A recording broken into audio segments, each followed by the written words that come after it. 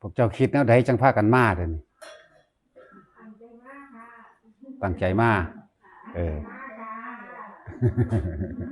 ตั้งใจมา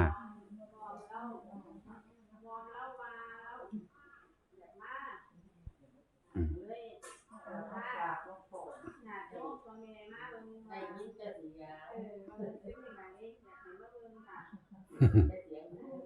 ฟังเสียงสูงมือแต่ว่าอยากมาเข้ามาเอาละบาทนี่ขอสิเว้าบาทนี่ มาแล้วให้ฝึกให้มันได้เด้อมาแล้วให้ฝึกจับจุดอุณาโลมหรือทรงฌานให้มันได้แล้วจังเมื่อฟังซุมืออยู่ตัวว่าจับจุดอุณาโลมหรือทรงฌานฟังอยู่แม่นบ่ล่ะถ้าฟังแล้วพากันฝึกเอาให้มันได้ซะก่อนจังพากันเมื่อ นั่นแหละเฮาสิได้เข้าใจในศาสนาว่าพุทธศาสนาเพิ่นสอนแนวใดพวกเจ้าฟังไปเรื่อยๆพวกเจ้าก็เข้าใจดอกการทำบุญนั่นน่ะบ่แม่นแค่ว่าพวกเจ้าเอาของมาถวายบ่แม่นจัดวิธีหยังยิ่งใหญ่คือพวกเจ้าเคยฟังนั่นแหละบุญแปลว่าความสงบเย็นอยู่ในใจของเจ้าของเองให้เข้าใจบัดนี้บ่ต้องไปแล่นหาหม้องใดดอกบุญเพราะว่าบุญน่ะอยู่ที่ใจของเฮาที่เฮาเฮ็ดจังใดเฮาสิถึงความสงบใจได้นั่นแหละเฮาสิเห็นหลายๆอย่างที่เกิดขึ้นคำว่าเห็นนี่เห็นในความรู้สึกที่สั่งผู้นั้นฮักผู้นี้อิจฉาริษยาเขาเป็นแบบนั้นแบบนั้นจังซี่ถ้าเกิดความทุกข์ร้อนในใจของเจ้าของแสดงว่าเจ้าของตอนนั้นเป็นบาปแปลว่ากังวลเร่าร้อนทุกข์ไม่สบายใจนั่นแปลว่าบาปบุญคือความสงบเย็นไม่กังวลไม่เร่าร้อนไม่เกลียดไม่รักไม่อิจฉาริษยาไผนี่คือบุญแต่ว่าพวกเฮาน่ะก่อนที่ถึงขั้นนี้ได้เฮ็ดจังใดเฮาสิสงบ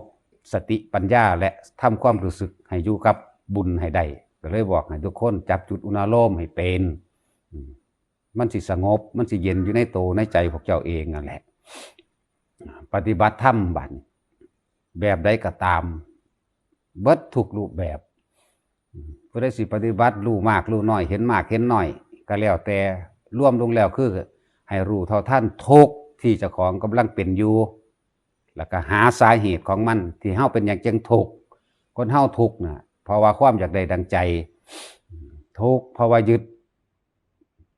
ความยินดีพอใจโตเดียวนั่นแหละอุปทานขันธ์ห้าเพิ่นก็รวมลงมาแล้วมาละในความยินดีพอใจตัวเดียวคือเก่าบ่จำเป็นต้องไปปฏิบัติว่าเพื่อสิเห็นสวรรค์หรือนรกเพื่อสิเห็นสิ่งลึกลับต่างๆนานาดอกขอให้เห็นความกังวลเดาร้อนในใจของเจ้าของเองเกิดจากสาเหตุอันใดเนี่ยหันเข้ามาเบิ่งกูสั่งผู้นั้นเฮ็ดให้กูบ่ได้ดังใจหรือว่ามันเป็นน้ำกูไปยึดมันถือมันในความพอใจในเรื่องใดเรื่องหนึ่งเนี่ยแล้วให้หันย้อนเข้ามาเบิ่งตัวนี้ คนเฮาหลงไปหลายอันหลายอย่างอยู่เด้การปฏิบัติธรรมบางสถานที่บางครูอาจารย์สอนกันให้ไปยึดมั่นในทางการรู้การเห็นผิดรู้เห็นผิดอย่างเงี้ยมุ่งเน้นทางอภิญญามุ่งเน้นทางการเห็นนั่นเห็นนี่หมายถึงเป็นของนอกจากใจเฮาเองนอกจากความรู้สึกนึกคิดของเฮาเองพูนให้ไปเห็นนั่นเห็นนี่ให้ไปรู้ว่าละจิตผู้อื่นแล้วก็เกิดความเคารพนับถือเสือฟังกันมาแล้วก็มีการที่ว่าทำนายทายถักว่าผู้นี้เป็นผู้รู้ว่าละจิตเด้เพิ่นมีอภิญญาเด้บัดนี้ไปทักท้วงผู้นั้นเพิ่นเกิดความย่านไปเลยเด้ย่านแต่เขาท้วงมาวางสิก็ย่านบ่ถูกใจเขาคนธรรมดาคือกันนั่นน่ะส่วนมากมีแต่เล่ห์เหลี่ยมเท่านั้นหวงลูกศิษย์ก็มีหวงลูกศิษย์ย่านลูกศิษย์ไปหาผู้นั้นผู้นี้ก็มีทั้งเบิดนี้บ่ได้เกิดขึ้นจากไผให้พวกเขาเข้าใจดีๆเกิดขึ้นจากเจ้าของเองมีความยึดนะหลายๆอย่างที่พวกเขาต้องศึกษาแนวทางการปฏิบัติของเพิ่นที่เพิ่นบอกให้จึงบอกไว้ทุกคนถ้าศรัทธาขอให้ศรัทธาแนวทางการปฏิบัติเพื่อทำให้ตัวเองพ้นจากความยึดมั่นถือมั่นหรือทุกข์นั่นเองบ่แม่นให้ไปศึกษาจากบุคคลนั้นเป็นบุคคลที่น่าเชื่อถือเป็นครูเป็นอาจารย์บวชมาหลายพรรษา เฮาแค่ได้ยินได้ฟังว่าเพิ่นเป็นพระดีจังซั่นเพิ่นเป็นแบบนั้นเพิ่นเป็นแบบนี้คนสิไปถือเอาตัวนั้นถือเอาพรรษาหลายนึงถือว่าเคยธุดงค์หรือว่าถือว่าเคยเป็นลูกศิษย์ผู้นั้นเด้เนาะเข้าไปปุ๊บแล้วเขาทักท้วงว่าจังได๋ก็คล้อยไปตามเขาเด้เจ้าเพราะว่าบ่รู้แก่นแท้ของธรรมบ่รู้แก่นแท้ของความจริง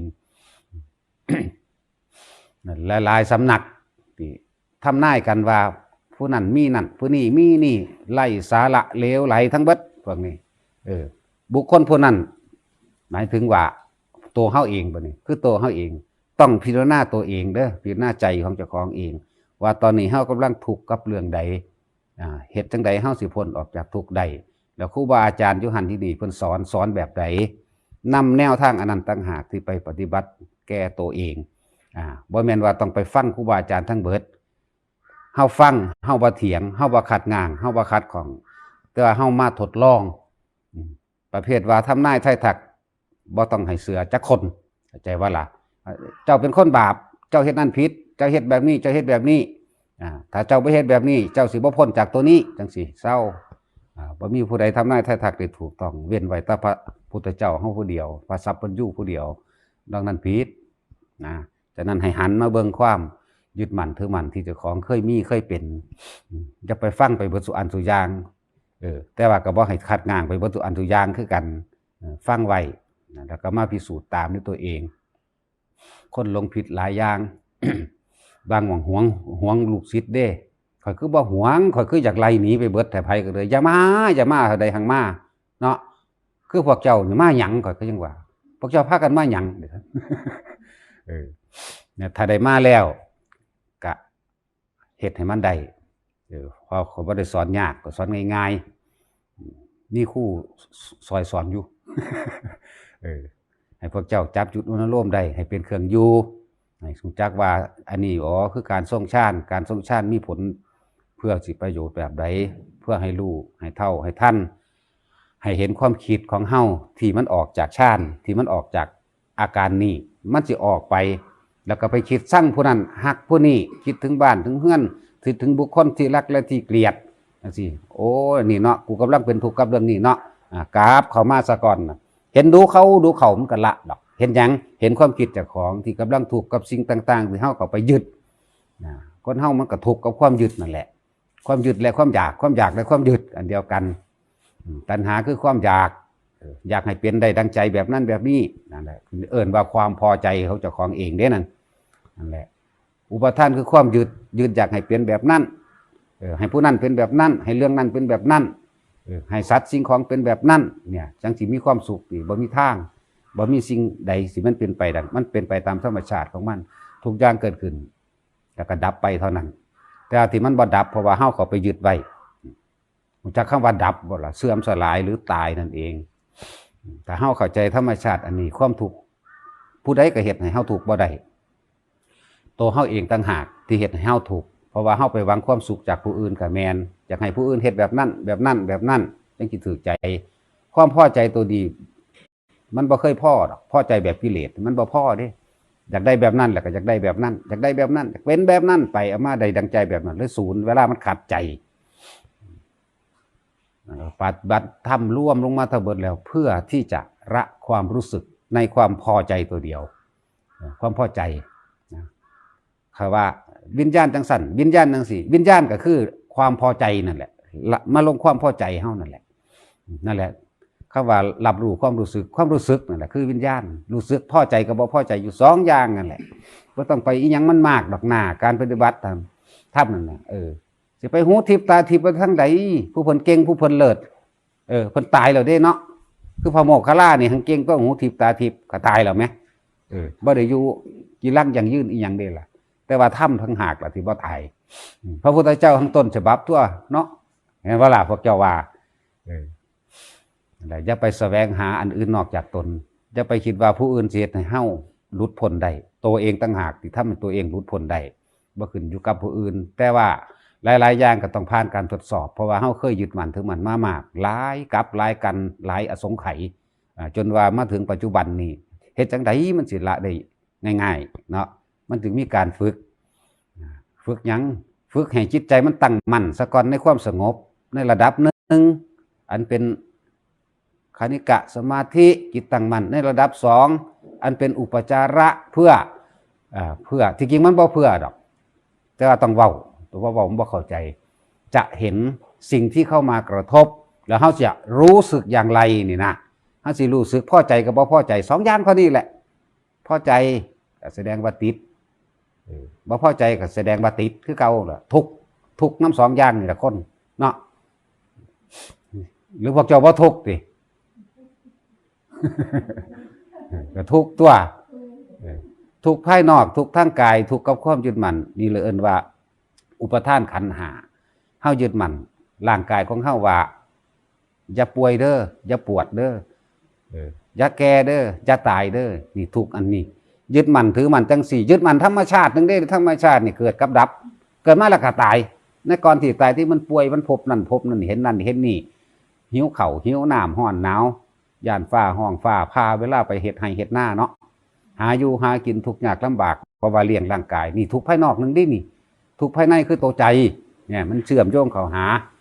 ตัวใจก็คือความรู้สึกจากได้ดังใจนั่นแหละพวกเจ้าเอ๋ยผมว่าเว้าไปหลายอันนั้นวิญญาณขันวิญญาณเขินยังสร้างแมงดอกสังสรรค์เข้าใจว่าล่ะความรู้สึกของพวกเจ้านั่นแหละเป็นผ้าเป็นทุกข์อยู่แต่เฮาหูเท่าท่านมันปล่อยว่างนอกรู้อนิจจังของร่างกายถ้าเขาไปยึดในร่างกายก็รู้ทุกข์ถ้าบ่ยึดก็รู้อนัตตาเนี่ยทุกอย่างเกิดขึ้นตั้งอยู่ดับไปเนี่ยมันจะเอาทุกข์มาใส่มายึดในกายนั่นมันก็เป็นการละอุปทานขันธ์ห้าไปแห้งตัวละแล้วบัดนี้ยังแต่ความยังแต่ตัวใจสิมันสิคอยเลื่อมล้ำไปเรื่อยถ้าตัวใจก็บ่ยากดอกละความพอใจตัวเดียวเบิดโลกนี่ดับเบิดเลยฟังมาพูดละพ่อละ2 เดือนแล้วบัดนี้หากก็ฟังทีเดียวบ่พูดอะไรหากมาก็หากมาเบิดทุกคนอยู่นี่แหละ แต่ว่าคำว่าฟังนั่นน่ะพวกเจ้าสิฟังนานปานใดผู้ใดฟังโดนก็โมบ่แม่นหลวงพ่อนั่นบ่ฟัง แล้วส่วนพวกเจ้ามาพวกเจ้าบ่รู้อีโหนอีเหน่หยังแม่นเพาะเพิ่นว่ามาก็มาเนาะ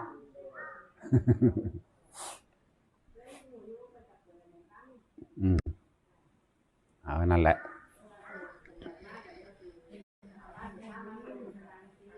เอาเบิ่งแล้วก็เมื่อถ้าไม่เห็นแล้ว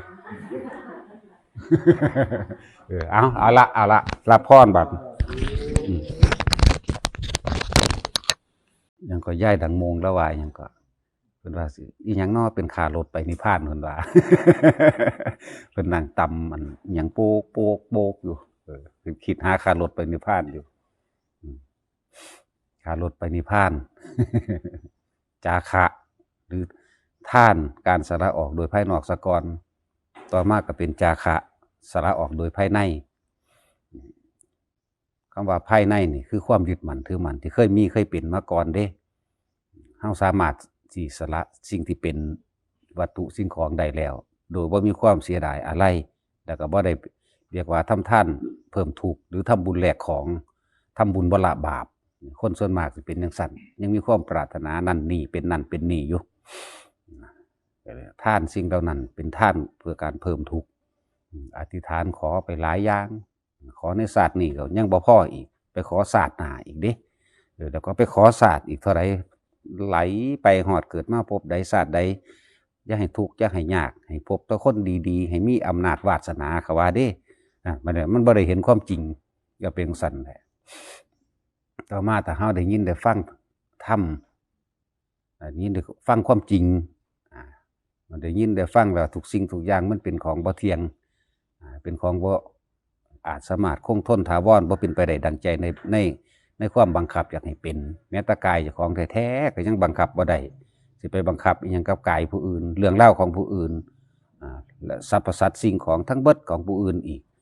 แต่ของแท้ๆยังบังคับเจ้าของบ่ได้คือกายนั่นแหละบ่เป็นของเจ้าของ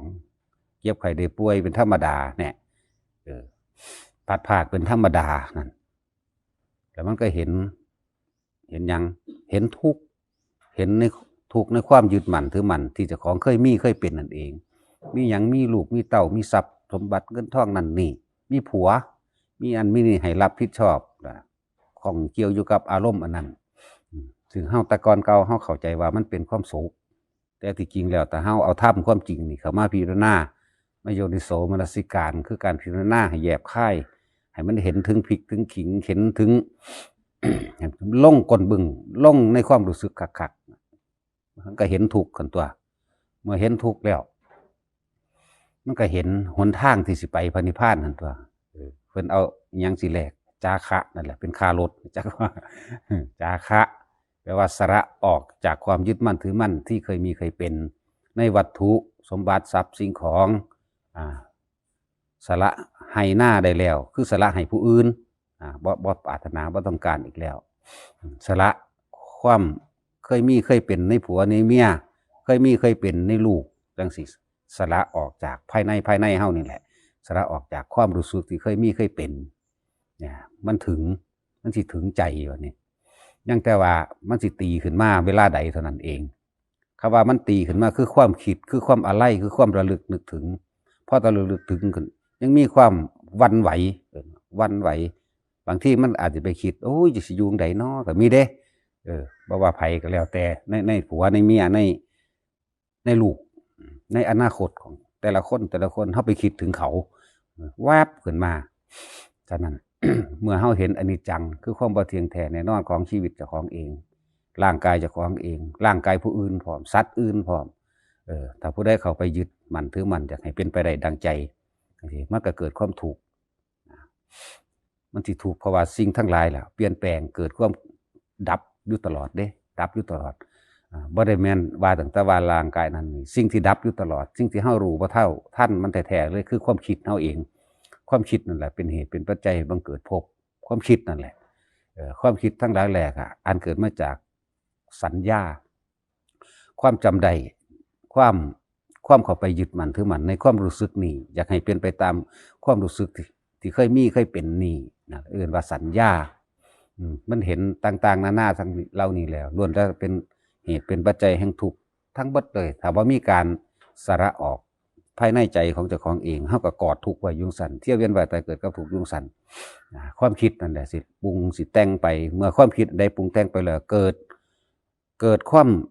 อยากให้เป็นไปได้ดังใจมีความรู้สึกในความพอใจกับบ่พอใจนั่นแหละพบมันเกิดแบบนั้นคำว่าเกิดในทางพุทธศาสนาเพิ่นเอาตัวใจได้ใจเป็นใหญ่ใจเป็นประธานตอนนี้ที่เฮามีชีวิตอยู่นี่เฮาเข้าใจว่าเกิดออกจากท้องพ่อท้องแม่บ่เฮาคิดว่าตายนั่นเพราะว่าเอาไปเผาทิ่ม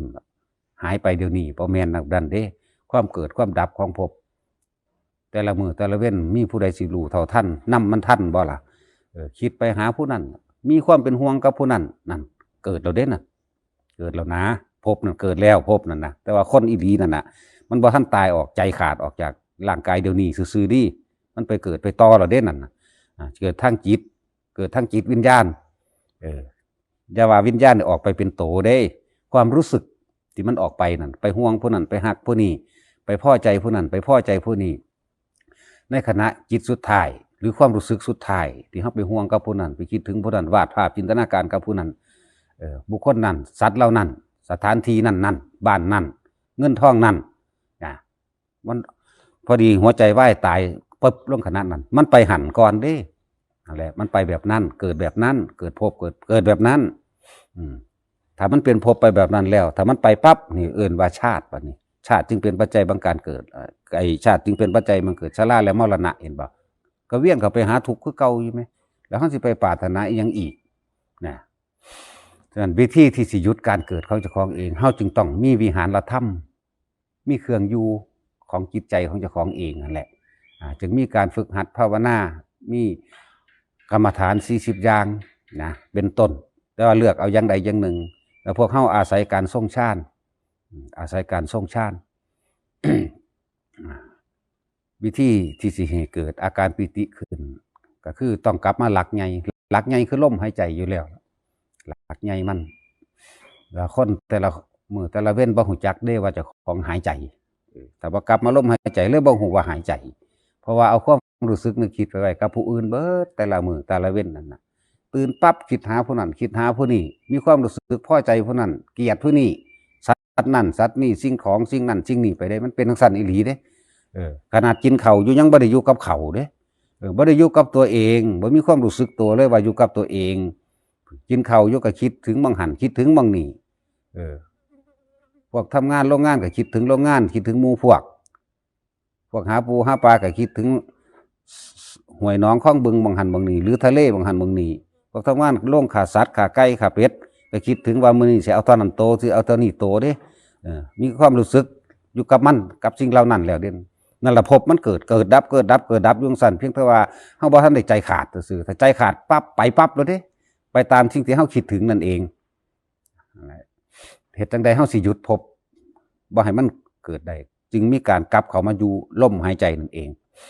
หายใจเข้าพุทหายใจออกโทอยู่พอสำนั้นแหละนี่มันก็คมไว้นี่คมไว้แทนที่มันสิไหลไปมือนึงเท่าใดร้อยเท่าใดล้านภพเท่าใดร้อยล้านภพบัดนี้เฮาเอาตัวนี้มาคมไว้โดยการภาวนานี่แหละโดยการทรงฌานนี่แหละเอาอาการปิติมาไว้ในระหว่างกลางหน้าผากนิ่มๆนุ่งๆของเฮาอยู่นี่เลิ่นว่าอยู่กับตัวเองอาการนิ่มๆนุ่งๆนั่นน่ะคืออุเบกขาเวทนาเด้นั่นน่ะนั่นถ้าอุเบกขาเวทนาแล้วมันบ่ไปเกิดกับไผดีมันอยู่ของมันจังสั่นสะกอนเป็นการคมเฮาสิเห็นความคิดที่ไหลไปบัดนี้ความคิดเฮาสิแล่นไปพุ่นแล่นไปพี่นั่นแหละ จึงบอกว่าฌานเป็นเครื่องอยู่สมาธิเป็นเครื่องตรวจสอบเป็นเครื่องคัดกรองว่าจิตของเฮานั่นเกิดความตั้งมั่นในความสงบอันเป็นอุเบกขาหรือไม่เนี่ยแยกมันเป็นคำว่าสมาธิบ่แม่นแต่ว่าสิมานั่งยืนเดินบ่แม่นแต่ว่าสิมานั่งมาจดจ่อมานั่งซ้อมลมหายใจยุ่งสิตลอดบ่สมาธิเป็นตัวกว้างนะ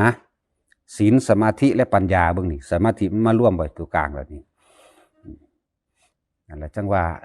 พระนิพพานน่ะจำต้องแลกทุกอย่างแลกเบิดทุกอย่างจาคะสละออกเบิดทุกอย่างจากความรู้สึกที่เคยมีเคยเป็นนี่แหละแล้วก็นี่คือเป็นแนวทางเป็นวิธีว่าสิเฮ็ดจังใดมันจังสิไปได้ซื่อๆเรียกว่าจำต้องแลกทุกอย่างมีจาคะท่านเข้าสู่จาคะท่านยังหวังอยู่ก็มีแต่ว่าจาคะนี่มันสิตัดออกจากความเคยมีเคยเป็นว่าสิ่งนั้นเป็นของเราสิ่งนี้เป็นของตนอันนั้นอันนี้ของกูเป็นไปตามความรู้สึกแต่ว่าถ้าจาคะแล้วมันสิตัดความรู้สึกออกไปพร้อมในความเคยมีเคยเป็นนะ ที่นี่เฮ็ดจังใดอีกคารถอันที่สองคือศีลก็คือเฮาคิดไว้แล้วโดยกายโดยวาจาโดยใจของเฮานั่นแหละเป็นตัวใหญ่อยู่แล้วไม่คิดเด้ทำร้ายเบียดเบียนทำให้ผู้ใดผู้หนึ่งเสียชีวิตและทรัพย์สินตลอดทั้งคนและสัตว์เฮาก็มาระลึกนึกถึงตัวเองคุณค่าของตัวเองคุณค่าของจิตใจตัวเองบ่มีผู้ใดถ้าคนมาลักของเฮาก็บ่อยากให้ลักนะคนมาตีมาทำลายเฮาไผก็บ่ได้อยากให้ผู้ใดมารังแกไผเด้มารังแกเจ้าของเองล่ะถ้ามันเห็นคุณค่าแบบนี้ผู้ใดก็ฮักชีวิตเจ้าของเองอยู่คือกันแต่มันก็เห็นเขามาเฮาก็เลยมีความคิดออกไปว่าคนอื่นก็คือกูนี่แหละคนอื่นก็คือเฮานี่แหละบ่ได้อยากบาดเจ็บบ่ได้อยากตายบ่ได้อยากถูกฆ่าบ่ได้อยากถูกรังแกเบียดเบียนลักสิ่งลักของบ่ได้อยากถูกขี้ตัวดอกเฮาก็เลยเห็นคุณค่าของเขาพร้อมบัดเฮาก็เลยบ่เฮ็ดกับเขาเฮาก็บ่เฮ็ดกับผู้อื่นน่ะเอิ้นว่าศีลว่าอันนี้เรียกเอิ้นว่าศีลศีลสมาธิได้บัดนี่ล่ะสมาธิคือพยายามตั้งใจว่าเฮานั่นมีความสงบตั้งมั่นในคำว่าอุเบกขาบ่เนี่ยตัวนี้ตัวสมาธิบ่แม่นแต่แค่ว่าต้องมาจับลมหายใจการจับลมหายใจเป็นการเพ่งฌานอย่างหนึ่งเป็นเครื่องอยู่เป็นเครื่องตรวจจับความคิดว่ามันสิไปเกิดไสหรือว่าเป็นเครื่องกรองในว่าเฮานี่มีความตั้งมั่นในความสงบนะอันเป็นอารมณ์อุเบกขาหรือหยังเนี่ยคำว่าสมาธิจังบ่แม่นแค่ว่าต้องมานั่งหลับตาแม่นแค่ว่าต้องมาจับลมหายใจอย่างเดียวสมาธิเป็นตัวกรองนะสมาธิกับปัญญาเลยเป็นหนึ่งเดียวกันเด้บัดนี้เนี่ยปัญญาก็มันแปลว่ารอบรู้แต่อิหยังมารอบรู้แต่บ่เอาคำว่าสมาธินั่นเป็นเครื่องตรวจเครื่องจับเครื่องกรองในความหมุนไปเวียนไปของความคิดนั่นแหละเป็นเหตุเป็นปัจจัยการเกิดนะอวิชชาเป็นปัจจัยบังเกิดสังขารความบ่รู้ของเฮานั่นเองสังขารนี่คือจิตตสังขารสังขารนี่คิดปรุงแต่งไปเมื่อคิดปรุงแต่งไปแล้วเกิดความรู้สึกน่ะเป็นปัจจัยบังเกิดภพล่ะเห็นบ่ล่ะความรู้สึกนี่แหละเฮาว่าเอาง่ายๆโลดแต่ว่าอวิชชาแปลว่าบ่รู้ในความอยากได้อยากดีอยากมีอยากเป็นคิดไปทางบุญมั่งอยากได้บุญอยากเป็นนั่นอยากเป็นนี่สร้างบุญไป เป็นไปบ่แม่นบุญคิดไปบุญบาปบ่มีดอกแนวนั้นแนวนี้คิดไปเนยชายพิสังขารนี่คือความเข้าใจผิดคิดว่าเห็นบ่เป็นปัจจัยบังเกิดสังขารสังขารจึงเป็นปัจจัยบังเกิดวิญญาณวิญญาณนั่นแหละตัวรับรู้ความรู้สึกโอ้แบบนั้นแบบนั้นเนี่ยสุขกับทุกข์นั่นแหละตัวรับรู้มันก็ดีพอใจบ่พอใจนั่นแหละนี่2อย่างเท่านี้แหละแต่ว่าอุเบกขาบ่เคยคิดพอเด้วิญญาณรับรู้ความพอใจแบบนี้บ่พอใจแบบนี้แค่นั้นนึงนี่นั่นเป็นปัจจัยมาเกิดวิญญาณวิญญาณจึงเป็นปัจจัยมาเกิดนามรูปนามรูปกับเวทนาสัญญาสังขารนั่นนามแล้วก็นามรูปก็ออกไปสู่ท้องพ่อท้องแม่แล้วเกิดเป็นรูปขึ้นมาเมื่อเกิดเป็นรูปขึ้นมาแล้วออกจากท้องพ่อท้องแม่มาแล้วก็จึงเป็นปัจจัยแห่งเกิดอายตนะก็คือตาหูจมูกลิ้นกายใจอายตนะ6อายตนะจึงเป็นปัจจัยมาเกิดผัสสะเห็นบ่ผัสสะก็คือความรู้สึกคือเก่านั่นแหละบ่แม่นสัมผัสคือเห็นคือกระทบกระทั่งผัสสะนี่เห็นปั๊บหักปั๊บเลยก็มีเห็นปั๊บสั่งเลยก็มีได้ยินเสียงนั้นนี่ย่านเลยก็มีบ่ย่านก็มีดีใจก็มีนั่นผัสสะนี่เอิ้นว่าผัสสะจึงเป็นปัจจัยมาเกิดเวทนานะก็เวทนากับสุขกับทุกข์แหละแต่ว่าอุเบกขาเวทนาบ่เคยว่าจักเทื่อนี่นะเวทนาเลยเปลี่ยนเป็นใจให้เกิดตัณหาก็เลยหาบัดนี้หามาบำรุงความรู้สึกเจ้าของเองให้มันเป็นไปได้ที่เจ้าของเคยยึดอยากให้มันเป็นแบบนั้นแบบนั้นเวทนาหรือหาตัณหาตัณหากับตัณหา3ค่ะกามตัณหาภวตัณหาวิภวตัณหาเพิ่นเว้าหม่องใหญ่หม่องไว้เกิดไปล่ะพุ่นน่ะความอยากได้อยากเป็นความอยากได้อยากดีอยากมีอยากเป็นนั่นตามความพอใจจึงเรียกว่ากามตัณหากามะนี่คือความพอใจเด้ความยินดีความพอใจความใคร่อยากในกามตัณหานั่นแล้วก็จังเป็นภวตัณหาผู้ได้ตายไปหม่องใดไปตามที่เจ้าของยึดเจ้าของติดเจ้าของอยากนั่นแหละเลยไปภวะบัดนี้คำว่าภวะแปลว่าภพจักสิเป็นนิริยคติภพบ่อบายภพบ่หรือสุคติภพบ่นี่มันจังแบ่งออกไปจังซี่ส่วนวิภวะตัณหาเนี่ยความบ่อยากความบ่พอใจนั่นแหละคำว่าวิภวะนั่นนะความบ่พอใจในตัณหาความบ่พอใจในสิ่งที่ได้มาเลยเอิ้นว่าวิภวะวิภวะตัณหาเมื่อเกิดกลายเป็นอุปาทานเห็นบ่อุปาทานกามุปาทานเนี่ยกับความพอใจคือเก่าอยู่ที่ตุปาทานตามความเห็นของตนศีรพตุปาทานเนี่ยตามที่ได้ยินได้ฟังได้รู้ได้จดได้จำมานั่นแล้วก็อัตตวาทุปาทานนี่แสดงความเป็นตัวตนออกมานี่ความเป็นตัวตนคือความรู้สึกนั่นแหละตัวตนออกมาโดยวาจาอุปาทานเป็นปัจจัยบังเกิดอย่างสั่นกระพบเนี่ยพบล่ะไปพบอีกแล้วพบเป็นปัจจัยมาเกิดชาติเกิดตายปัวก็คือไปตามนั้นเลยอันนั้นเลยเอิ้นว่าชาตินี่ตอนนี้เฮาตอนนี้เฮามีจังซี่พอเฮาต้องคิดไปถึงกำลังสร้างบักหานั่นอีหานั่นเรื่องนั้นสังศูนย์พอดีหัวใจวายพอดีมันศูนย์แห้งช็อกตายปั้วคุณไปนรกเด้อันนั้นนั่นมันไปจังซั่นเด้ภพมันแบ่งออกไปแบบนั้นเด้ตามอารมณ์ความรู้สึกเด้อารมณ์โกรธไปนรกอารมณ์โลภไปเป็นเปรตเด้นั่นอารมณ์หลงเด้เสรีฉานถ้าอารมณ์ดีโดยบ่มีการเบียดเบียนในการทำความดีมันก็ไปสุคติแน่ก็ไปซ้ำนั้นนึงเด้อิหยังก็สร้างแต่เฮาเห็นโทษเห็นภัยในการเกิดเห็นโทษเห็นภัยในความมีความเป็นนะให้หันเข้ามาหาหลักอยู่ของเจ้าของเองหลักอยู่คือลมหายใจซะเป็นเบื้องต้นอาศัยลมหายใจจับขึ้นจับให้มันเป็นฌานเป็นวิหารธรรมเป็นเครื่องอยู่ของเจ้าของเองมันก็สิคมภพคมแบบใดคมความคิดนั่นแหละให้คิดอยู่อันเดียวหรือว่าเฮาคิดพุทโธนี่ย่างไปย่างมาขับรถขับเรืออยู่นี่มันก็ภาวนาพุทโธได้เลยล่ะถ้าย่างไปย่างมาสิจับลมหายใจได้บ่จับได้ดอกแล่นอยู่จังมันสิจับได้บ่นั่นแหละจังว่าทั้ง2อย่างตีคู่กันเถอะจะบอกตะลักการหลาย ความเป็นจริงมันเฮ็ดบ่ได้ดอกแต่ละคนน่ะตัวเฮาเพ่งเล็งอยู่แท้ๆแต่ว่าภาวนาพุทโธเฮาเฮ็ดได้เฮ็ดจนว่าตั้งแต่ตื่นขึ้นจนนอนหลับแม้นอนหลับมันก็ยังภาวนาไปเอาเองของมันได้ขนาดนั้นเด้ตื่นขึ้นมาก็โทของมันโหลดเด้มันก็เป็นของมันเอาเองแบบนั้นดังนั้นทุกคนต้องฝึกเด้ครับพุทโธมันก็เป็นของมันโดยประจำใจแล้วเวลามันสิร่วมเวลามันสิว่างมันทั้งว่างดอกหน้ากำลังมันพอแล้วมันทั้งเห็นดอกหน้าเห็นหยังเห็นความคิดที่ไหลไปแต่ว่าบ่เป็นผู้คิดบ่มีความรู้สึกบ่มีอารมณ์ในสิ่งที่คิดพุทมึงพุทไปกูสิเบิ่งมึงซื่อๆคือเฮาเบิ่งหนังนี่แหละเปรียบเด้จะไปกินเปรียบว่าคือเฮาเบิ่งหนังแต่ว่าบ่มีอารมณ์ความรู้สึกกับหนัง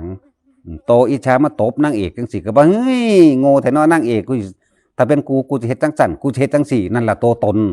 ความรู้สึกอันนั้นแหละตัวตนที่แท้จริงของคนความรู้สึกตัวนั้นแหละถ้าเป็นกูสิฟาดมึงว่ะนี่ไปจังซั่นเด้อันนั้นแหละตัวตนที่แท้จริงเป็นแบบนั้นบัดนี้เฮาเบิ่งไปซื่อๆนี่เบิ่งไปก็ฮู้อยู่ว่าเรื่องราวเป็นจังซั่นเป็นจังซี่โอ้นี่สัตว์โลกเป็นไปตามกรรมเนาะเนี่ยมันสิผุดเป็นปัญญาเป็นอันนั้นขึ้นมาให้เฮาเห็นเองดอกคือเฮาเบิ่งหนังนั่นแหละเบิ่งหนังบ้านไส้ทองนั่นแหละเป็นจังซั่นเฮาสิบ่มีอารมณ์ความรู้สึกนี่เลยเอิ้นว่าคือเฮาเห็นความคิดที่มันผุดขึ้นมาเป็นเรื่องเป็นราวเด้พี่เฮายิ้มอยู่ในมุมปากเสยกูทันกูฮู้มึงแล้วนี่นะนั่นแหละแต่สิดับหาวิธีเครื่องอยู่ซะก่อนทุกคนต้องมีทางเดินของเจ้าของเอาอันใดอันหนึ่งที่มาเป็นเครื่องอยู่นั่นเองเพื่อสิระงับดับความคิดตัวนี้โดยการอาศัยคิดเฉพาะคำเดียวเป็นการหยุดยั้งภพหยุดยั้งความคิดต่างๆนานาสารพัดในโลภในโกรธหลงล่ะไปจังซั่นจึงบอกว่าเพ่งอยู่ในฌานเด้อเอาอาการนิ่มๆนวลๆอยู่ระหว่างกลางหน้าผากเป็นเครื่องอยู่ถ้ามันคิดออกไปอาการนี่หายนั่นอาการนิ่มๆนวลๆอยู่ระหว่างกลางหน้าผากหายแสดงว่ามันคิดออกไปแล้วมันไปมีความรู้สึกอย่างอื่นกับผู้อื่นแล้วมันบ่มาเข้ามาอยู่ในความรู้สึกอันเป็นอุเบกขานี่แหละเอาตัวนี้อุเบกขา อุเบกขาเวทนาตัวนี้เนี่ยมันรู้สึกได้นาอุเบกขาเวทนาคนส่วนมากไปหาสุขมากไปหาทุกข์มากแต่ว่าอุเบกขาบ่เคยอยู่กับมันนี่นะมันเลยดิ้นไปแสวงหาแต่ความสุขที่ว่าก็ของทุกข์ก็เพราะว่าเจ้าของปรารถนาสุขนั่นแหละไอ้ความเฉยๆว่างๆอยู่ในตอนนี้มันเห็นบ่เป็นเลยบอกให้ทุกคนอยู่ได้ฌานแล้วตัวสมาธิปัญญาอีหยังมันสิอยู่นํกันแหละที่จริงศีลสมาธิและปัญญาคืออันเดียวกันแต่มันร่วมกันหนึ่งเป็นหนึ่งเด้อเนี่ยมัคคะสมังคีมันร่วมกันแล้วศีลสมาธิปัญญานี่มันร่วมกันเป็นอันหนึ่งเดียวกันแล้วมันก็เห็นเบิดทันตัวพอบ่เห็นวันนี้ทิศมาโดนล่ะคอยละวานเจ้าตายแล้วไหมเจ้าสิเผาใส่เผาสิเผานี่หรือสิไปเผาอยู่พุ่นถ้าเผาพุ่นจากอายคนเด้เขาบ่ให้เผาน้ำคนสิบ่ไปงานศพเจ้าเด้จะสิอยากอายพี่ใหญ่นี่เดี๋ยวย่านคนบ่มางานศพว่ะจากอายคนตายบ่งามเดี๋ยวพวกบ่มีปัญญาเด็ดซั่นแหละจากพวกปัญญาอ่อนจาก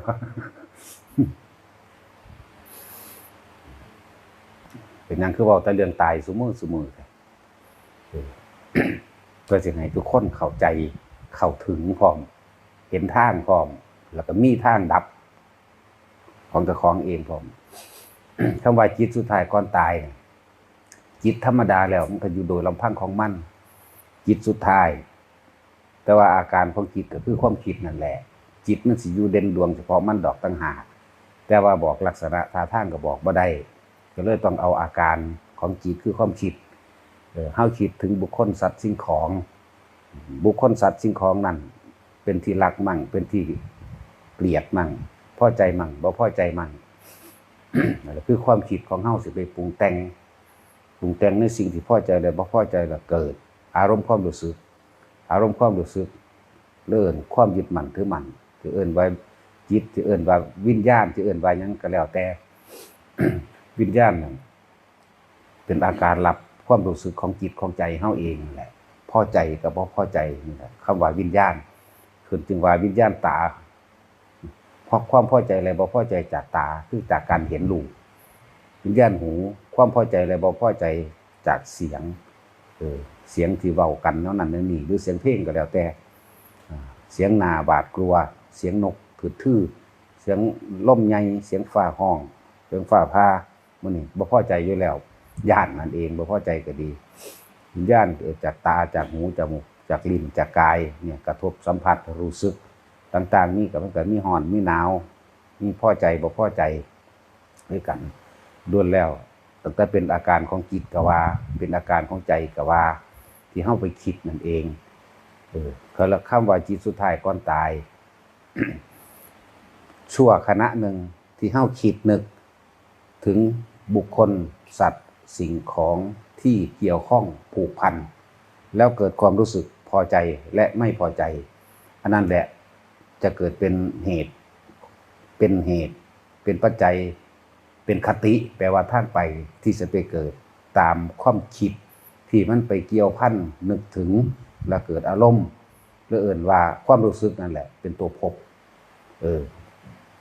คิดถึงบุคคลที่ไม่พอใจหรือเรื่องราวที่ไม่พอใจสัตว์ที่ไม่พอใจบุคคลไม่พอใจสัตว์สิ่งของที่ไม่พอใจอารมณ์นี้ความรู้สึกนี้ที่เฮาไปคิดถึงมันในชั่วขณะความคิดเดียวความรู้สึกเดียวปั๊บเราใจขาดตายปั๊บนั่นแหละนรกเลยแม้นว่าไปนึกถึงความพอใจก็ตามบัดนี่เป็นความหลงนึกถึงความพอใจว่าในครอบครัวนี่ลูกก็ได้ดีเบิดสุขคนแล้วผู้นั้นเป็นครูผู้นี้เป็นทหารผู้นี้เป็นตำรวจผู้นี้ตั้งรักปักฐานได้ดีแล้วนี่คือความพอใจแบบโลกทรัพย์สมบัติทั้งหลายที่หาบ่ได้ก็แบ่งถูกต้องกันแล้วนี่คิดถึงลูก7 คน8 คนก็พอใจพอใจที่เลี้ยงเขามาได้ดียังสั้นยังสี่คิดนึกไปหน้ากูก็เป็นที่แบ่งพอใจแล้วเกิดความรู้สึกพอใจแบบโลกเด้นี่ยังยึดอยู่นะเกิดความพอใจแบบพอดีกับใจขาดเพิ่มนั่นแหละความหลงใจว่าละความหลงได้นั่นนี่อารมณ์หลงเป็นจังซั่นก็ไปอบายภพอบายภูมิคือเก่านั่นแล้วมันยังมีความรู้สึกแบบพอใจแบบโลกไปอบายภูมิได้นั่นน่ะพวกเจ้าอย่าคิดเด้ออาจจะเป็นสัตว์เดรัจฉานประเภทสังเสชะก็ได้หมูหมากาไก่ก็ได้แล้วแต่พวกความหลงตัวนี้น่ากลัวเด้นี่แหละความพอใจในเรื่องของโลกเป็นจังซั่น บัดนี้บ่ต้องห่วงเรื่องคิดถึงสิ่งที่เฮ็ดให้อารมณ์ความรู้สึกโกรธโมโหคือบ่พอใจนั่นแหละตัวนี้ลงนรกอยู่แล้ว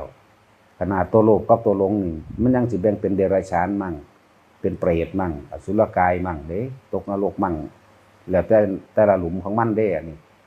แต่ว่าคำว่าจิตสุดท้ายก่อนตายคือความคิดที่ไปนึกถึงตัวจิตนั่นได้รับเป็นอารมณ์ความรู้สึกถือว่าใจก็ได้ถือว่าวิญญาณก็ได้ทั้งเบิดถ้ามันยังบ่ทันได้พรากออกจากกันได้หมายถึงว่าจิตมันสิอยู่เฉพาะจิตตั้งมันต่างหากที่เอิ้นว่าใจก็ได้แต่ว่าอาการของจิตคือความคิดนั่นเองที่ไปคิดนึกปรุงแต่งเกิดความพอใจและบ่พอใจนั่นแหละเอิ้นว่าจิตมโนวิญญาณก็ยังเป็นหนึ่งเดียวกันอยู่คือยังเที่ยวเวียนว่ายแต่เกิดตามความอยากและความยึดนั่นเองนั่นแหละจิตมโนวิญญาณยังเป็นจิตมโนวิญญาณคือเก่าถ้าแยกออกแล้วถ้ารู้เท่าทันจิตคือถ้ารู้เท่าทันอาการของจิตคือความคิดนึกถ้ารู้เท่าทันจิตหมายถึงอาการของจิตคือความคิดนึกถึงบุคคลสัตว์สิ่งของใดปุ๊บเมื่อมันทันแล้วมันเห็นแล้วจิตก็สิอยู่เฉพาะจิตอย่างเดียวแต่ว่าบอกรูปร่างลักษณะตัวตนบ่ได้มันว่างจากสิ่งที่มีอยู่ว่างจากสิ่งที่เห็นอยู่รูปเสียงกลิ่นรสสัมผัสว่างจากต้นไม้และภูเขาว่างจากบุคคลสัตว์สิ่งของว่างเนี่ยมันสิอยู่เฉพาะกันเมื่อใดมันออกอาการไปคิดนึกจดจำตัดสินผิดถูกนะก็เกิดอาการพอใจไม่พอใจนี่พบเกิดเฮ็ดจังได๋เฮาสิรู้เท่าทันความคิดตัวนี้ได้นั่นแหละเฮ็ดจังได๋ล่ะ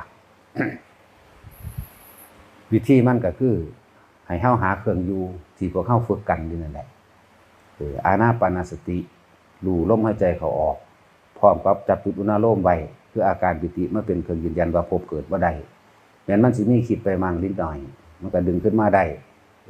ถ้าอาการปิติบ่ทันได้หายพบก็บ่ทันได้เกิดนั่นเองวิธีฝึกของเฮาจึงเป็นวิธีฝึกที่ง่ายเฮาบ่สอนให้มันยากที่มันยากเพราะว่าคนเอายอดมาสอนคือว่าถ้าว่าเอายอดมาสอนล่ะมันก็เลยยากเพราะว่ามันอยากได้ตัวมันสุดนิพพานโลดจังซั่นมันต้องมีการสังสมเป็นธรรมดา ที่มันยากเพราะว่าเอายอดมาสอนกันมันเลยยากเว้าแต่เรื่องนี้เป็นตายากเว้าเรื่องฌาน4ต้องเข้าสู่ฌาน4อย่างเดียวมั่งต้องเข้าสู่อัปปนาสมาธิฌานมั่งต้องเข้าสู่สมาบัติ8มั่งโอ้ยนั่นแหละที่มันยากเพราะว่ามันเอายอดมาสอนนั่นมันบ่ไปปานนั้นดอกมันบ่ถึงขั้นนั้น คำสอนพระพุทธเจ้าเพียงแค่ปฐมฌานก็สามารถบรรลุธรรมได้แล้วเพียงแค่ปฐมฌานถ้าสิเว้าทั้ง8ชั้นทั้ง8โดยแล้วถ้าเป็นวิธีน้อมเป็นเครื่องอยู่เพื่อให้ความรู้สึกนึกคิดมีที่อยู่เรียกว่าวิหารธรรมหรือเรือนแห่งใจให้เรือนแห่งใจปฐมฌานทุติยตติยฌานจตุตฌานหรืออากาสานัญจายตนะฌานหรือวิญญาณัญจายตนะอากินตัญญาตนะเนวสัญญานาสัญญายตนะนี่ก็เป็นแค่อุปกรณ์อันหนึ่งเพื่อสิเฮ็ดให้เฮามีเครื่องอยู่เท่านั้นเองอยู่หยังอยู่เพื่อสังเกตความคิดไม่ให้แล่นไปเนี่ยแค่นี้นึงเด้ปฐมฌานที่พวกเฮาฝึกกันอยู่นี่มันก็ขึ้นปฐมฌานมั่งทุติยะมั่งตติยะมั่งเด้นี่3อย่างอยู่ในหนึ่งเดียวกันมักเป็นต้นผลเป็นปลายฉะนั้นพวกเฮาต้องสร้างเหตุที่อยู่ของความคิดของเฮาของจิตของใจของความรู้สึกของเฮาต้องเอาเมาอยู่มีเครื่องเกาะซะก่อนเครื่องเกาะก็คือลมหายใจนั่นเองเกาะไว้อยู่ไว้กับลมซะก่อนแล้วก็มีเครื่องเกาะของความคิดนี่คอยอยู่คิดว่าลมเข้าคิดว่าลมออกหรือเฮาเปลี่ยนคำคิดเป็นคำว่าพูดกับโทก็ได้เห็นบ่ล่ะหรือว่าแบบความรู้สึกก็คืออยู่ระหว่างกลางหน้าผากนี่เองเฮาเอาตัวนี้มาเป็นตัวยืนยันว่าเป็นอาการปิตินี่แหละเรียกว่าอุณาโลมนั่นเองเป็นเครื่องอยู่ของคนทั่วไปของสัตว์ทั่วไปก็คือตัณหากับอุปาทานเครื่องอยู่ของคนทั่วไปพวกเฮานั่นแหละพวกเฮาทุกๆคนเลยที่ผ่านมาแล้วนั่นน่ะอยู่นำหยังอยู่นำความอยากแล่นหาความอยากได้อยากดีอยากมีอยากเป็นแล่นหากับตัวนี้บ่ได้รู้สึกโตวว่าความตายเป็นที่รองรับสุดท้ายในการแล่นหาอยู่ก็ตามและในความตายนั้นและมีความเกิดต่อไปอีกในภายภาคหน้าอีกเฮาบ่ได้รู้โตวเด้คิดหาแต่เงินนั่นแหละมาว่าเพื่อให้ประกอบในยศถาบรรดาศักดิ์และอำนาจและความยิ่งใหญ่สรุปลงคือว่าปรารถนาความสุขนั่นเองความสุขความพึงพอใจในสิ่งที่มีอยู่ปรารถนาความอยากได้ดีมีเป็นนั่นแหละสุขอันเกิดจากสิ่งที่มีอยู่เขาปรารถนาสูงสุดเท่านั้นแต่บ่ฮู้ว่าสุดท้ายแล้วทุกคนก็ต้องตายจากสิ่งที่มีอยู่ทรัพย์สมบัติเงินทองมีปานใดก็สร้างมันบ่ได้ซื้อความตายได้บ่ได้ซื้อความเจ็บปวดป่วยได้พร้อมมันแค่เป็นเครื่องล่อเลี้ยงซื่อๆถ้าเฮาเข้าใจในคำว่า ปัจจัย4เป็นแค่เครื่องอาศัยของกายที่อยู่อาศัยยารักษาโรคเครื่องนุ่งห่มตลอดทั้งอาหารเป็นแค่เครื่องอาศัยของกายไปซ้ำตายหนึ่งเด้แต่ว่าคนมันบ่แม่นแค่นั้นแต่ว่าที่อยู่อาศัยกูอยากได้บักใหญ่บ้านที่ดินหลายหรูหราที่อยู่อาศัยบ่แม่นแค่นั้นประกอบด้วยอาชีพการงานที่หลายๆอย่างบ่อยากได้แค่ว่ากูอยากได้ดินซ้ำพ่อพ่ออยู่ได้แล้วเว้ยกูซ้ำนี่บ่ต้องหาเพิ่มนี่คือเครื่องอยู่ของคนของสัตว์เกี่ยวข้องกับความอยากได้ดีมีเป็นนั่นเอง ที่อยู่อาศัยเครื่องนึ่งห่มจังซี่ก็บ่แม่นแค่นั้นแค่ว่าบำบัดความร้อนและหนาวป้องกันเหลือบและยุงจังซี่บ่เอาแค่นั้นบัดนี้มันต้องประกอบไปด้วยเครื่องประดับประดามีสร้อยคอมีต่างหูมีแหวนเพชรมีนาฬิกาโกโก้มีเครื่องใส่สอยอันหรูหราแล่นไปกับสิ่งนั้นรถก็มีเป็นล้านคันซอยก็จากมีจนว่าเอาซอยทองคำจนว่าจากเอาเงื่อนเห็ดทองคำได้อยู่ล่ะความจริงมันประดับด้วยไฟตาเพชรพุ่นล่ะวันธรรมดานั่นแหละคำว่าคนเฮาอยู่กับสิ่งเหล่านั้นนั่นแหละคือเรื่องของสัตว์ที่เกี่ยวข้องกับสิ่งเหล่านั้นตลอดเลยสัตว์แปลว่าผู้ยึดติดในอารมณ์ความรู้สึกในความพอใจตัวเดียวยึดติดในความได้ดีมีเป็นอาหารก็บ่แม่นธรรมดาบ่แม่นว่ายังอัตภาพไม่เปลี่ยนไปเพียงแค่รอวันตายก็บ่แม่นแบบนั้นอีกอาหารนี่ก็ต้องกินยังเลิศอาหารยังเลิศอันนี้บำรุงชะลอความแก่อันนี้บำรุงเส้นเอ็นอันนี้บำรุงผมอันนี้บำรุงนั่นบำรุงนี่ตับปอดไตเนี่ยบ่ได้เป็นแค่นั้นนั่นแหละจึงดิ้นรนขนขวายแนวจังซั่นบ่ได้คิดถึงวันสุดท้ายต้องตายอาหารยารักษาโรคเครื่องนุ่งห่มยารักษาโรคเนี่ยถ้าเฮามี ความเข้าใจนั่นมันก็แค่ว่าบรรเทาความเจ็บปวดเท่านั้นมันบ่รักษาไปเลยถึงขั้นว่าลังล่อบ่ให้เฒ่าลังล่อบ่ให้นั้นนี่ตายคือเก่าสิลังล่อแนวใดก็ดีลังล่อเดี๋ยวนี้เฮาก็เลยดิ้นรนหาเงินนี่แหละมาซื้อเอาสิ่งเหล่านี้นั่นแหละคือที่อยู่ของสัตว์สัตว์นี่แปลว่าผู้ยึดติดเกี่ยวข้องอยู่กับความอยากได้อยากดีอยากมีอยากเป็นเท่านั้นแต่ว่าสัตว์ทั้งหลายบ่ได้รู้วันตายจึงเห็นทรัพย์สมบัติมีค่ายิ่งกว่าปัญญานะสัตว์ทั้งหลายนี่พวกเฮานี่แหละสัตว์บ่แม่นตาเดรัจฉานเด้เสมอกันเด้เสมอกันเด้อความคิดในความใดดีมีเป็นเสมอกันนั่นแหละคนเฮาจิตต่างจากสิ่งเหล่านั้นขึ้นมาแน่ก็เลยว่าเป็นผู้มีศีลนั่นเองต่างขึ้นมาแน่ตัวนี้แต่ยังมีความเกี่ยวข้องอยู่ในความหลักความอะไรแน่เห็นบ่ยังยึดติดอยู่มากน้อยเบาบางเพียงใดก็ยังเอิ้นว่าสัตว์คือเก่าสัตตานั่งแปลว่าผู้ยึดติดแปลว่าผู้เกี่ยวข้องอยู่นั่นเองไล่ลงมาตาหน้าข้ามีสกิทาข้าโสดายังมีความเป็นสัตว์อยู่แต่ว่าเบาบางลงมาบ่ต้องก้าวถึงพวกบ่ฮู้จักพวกบ่เคยได้ยินได้ฟังความจริงอันสูงสุดความจริงอันประเสริฐก็คือ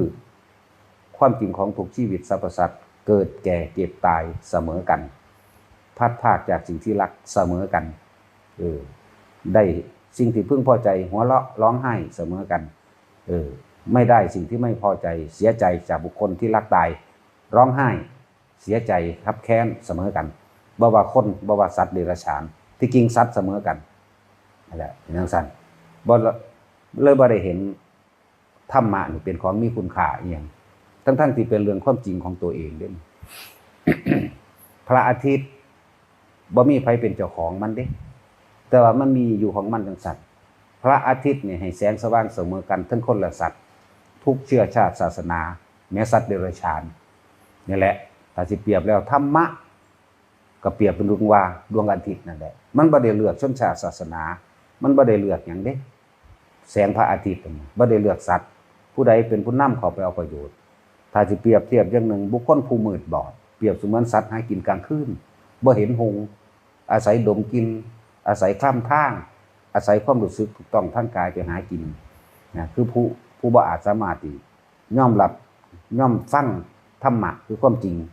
ธรรมะนี่บ่ได้เกี่ยวกับเชื้อชาติศาสนาใดๆทั้งสิ้นธรรมะนี่เปรียบอยู่ดังว่าแสงอาทิตย์นั่นแหละ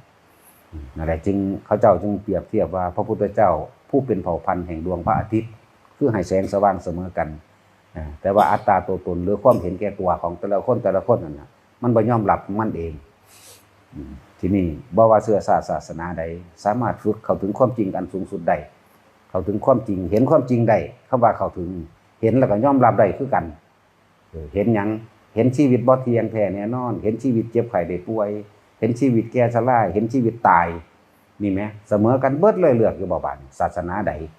เลือกอยู่บ่เลือกกระทำสิ่งใดก็ย่อมได้สิ่งนั้นแน่ทุกศาสนาอีกสัตว์อีกมันก็หากินของมันจังได้กินของมันคือกันนั่นแหละสุดท้ายก็ตายเสมอกันเจ็บปวดไข้ร้อนหนาวเป็นโรคอันเดียวกันนั่นแหละ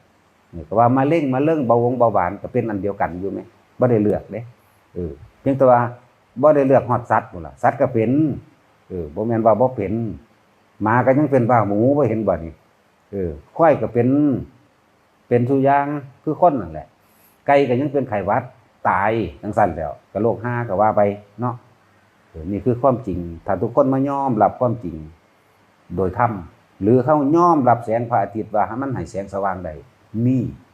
มันก็สิคอยฟังโดยเหตุโดยผลตัวบัดทุกอย่างมันมีเหตุมีปัจจัยมันบ่ได้เกิดขึ้นลอยๆดอกนั่นแหละทีนี้ถ้าเฮาหันเข้ามาเรื่องจิตสุดท้ายก่อนตายความรู้สึกนึกคิดในขณะชั่วใจสิขาดตายคติแปลว่าทางไปความรู้สึกเป็นภพนั่นแหละทางไปสู่ภพนั้นๆเฮ็ดจังใดเฮาสิหดสั่นเข้ามาได้จึงมีการฝึกแค่ปฐมฌานก็พอละเหลือเฟือแล้วอย่าเอายอดโดยที่ตัวเองบ่ได้สร้างต้นนั่นแหละมักเป็นต้นผลเป็นปลายอย่าเอาตะปลายมันหลายเว้ากันเรื่องมันยากว่าปฏิบัติธรรมนี่เป็นของยากก็ยากตัวมันเอายอดมาเว้าเห็นบ่ล่ะ มันบ่ได้ยากเด้ฟังตามคำสอนพุทธเจ้าจริงๆนั่นน่ะแค่เฮาน้อมโสดเงี่ยโสดประสาท น้อมที่จะฟังและพิจารณาตามนี่เบาคนมันหลงทรัพย์เลยสิทำลายทรัพย์บัดนี้ให้ทุกคนเข้าใจซะอย่าไปยึดมั่นถือมั่นในทรัพย์น้อมโสดที่จะลงมาวังโสตาปฏิยังคะนี่คำสอนพุทธเจ้าพวกเธอทั้งหลายจงน้อมโสดลงที่จะฟังเงียงหูฟังแล้วตั้งใจดีๆเรียกว่าวิตกแล้วก็คิดพิจารณาตามกระแสแห่งธรรมที่เราแสดงเรียกว่าวิจารณ์เมื่อรู้แจ้งเห็นจริงตามความเป็นจริงตามประสบการณ์จริงของตัวเองเนี่ยเกิดอาการปิติเกิดขึ้นปลื้มร้องไห้ก็มีขนหัวลุกก็มีมีอาการอิ่มเอิมก็มีเรียกปิตินั่นแหละวิตกวิจารปิติเกิดความสุขขึ้นมาใจที่ไม่เคยสงบได้รับความสงบจึงเอ่ยว่าสุขนั่นแหละอยู่ในอารมณ์เดียวแล้วก็น้อมจิตบัดนี้เพื่อที่จะเห็นความเกิดดับนั่นแหละเขาเจ้าบรรลุกับบรรลุนั่นจังสี่แหละทุกสิ่งทุกอย่างเกิดดับ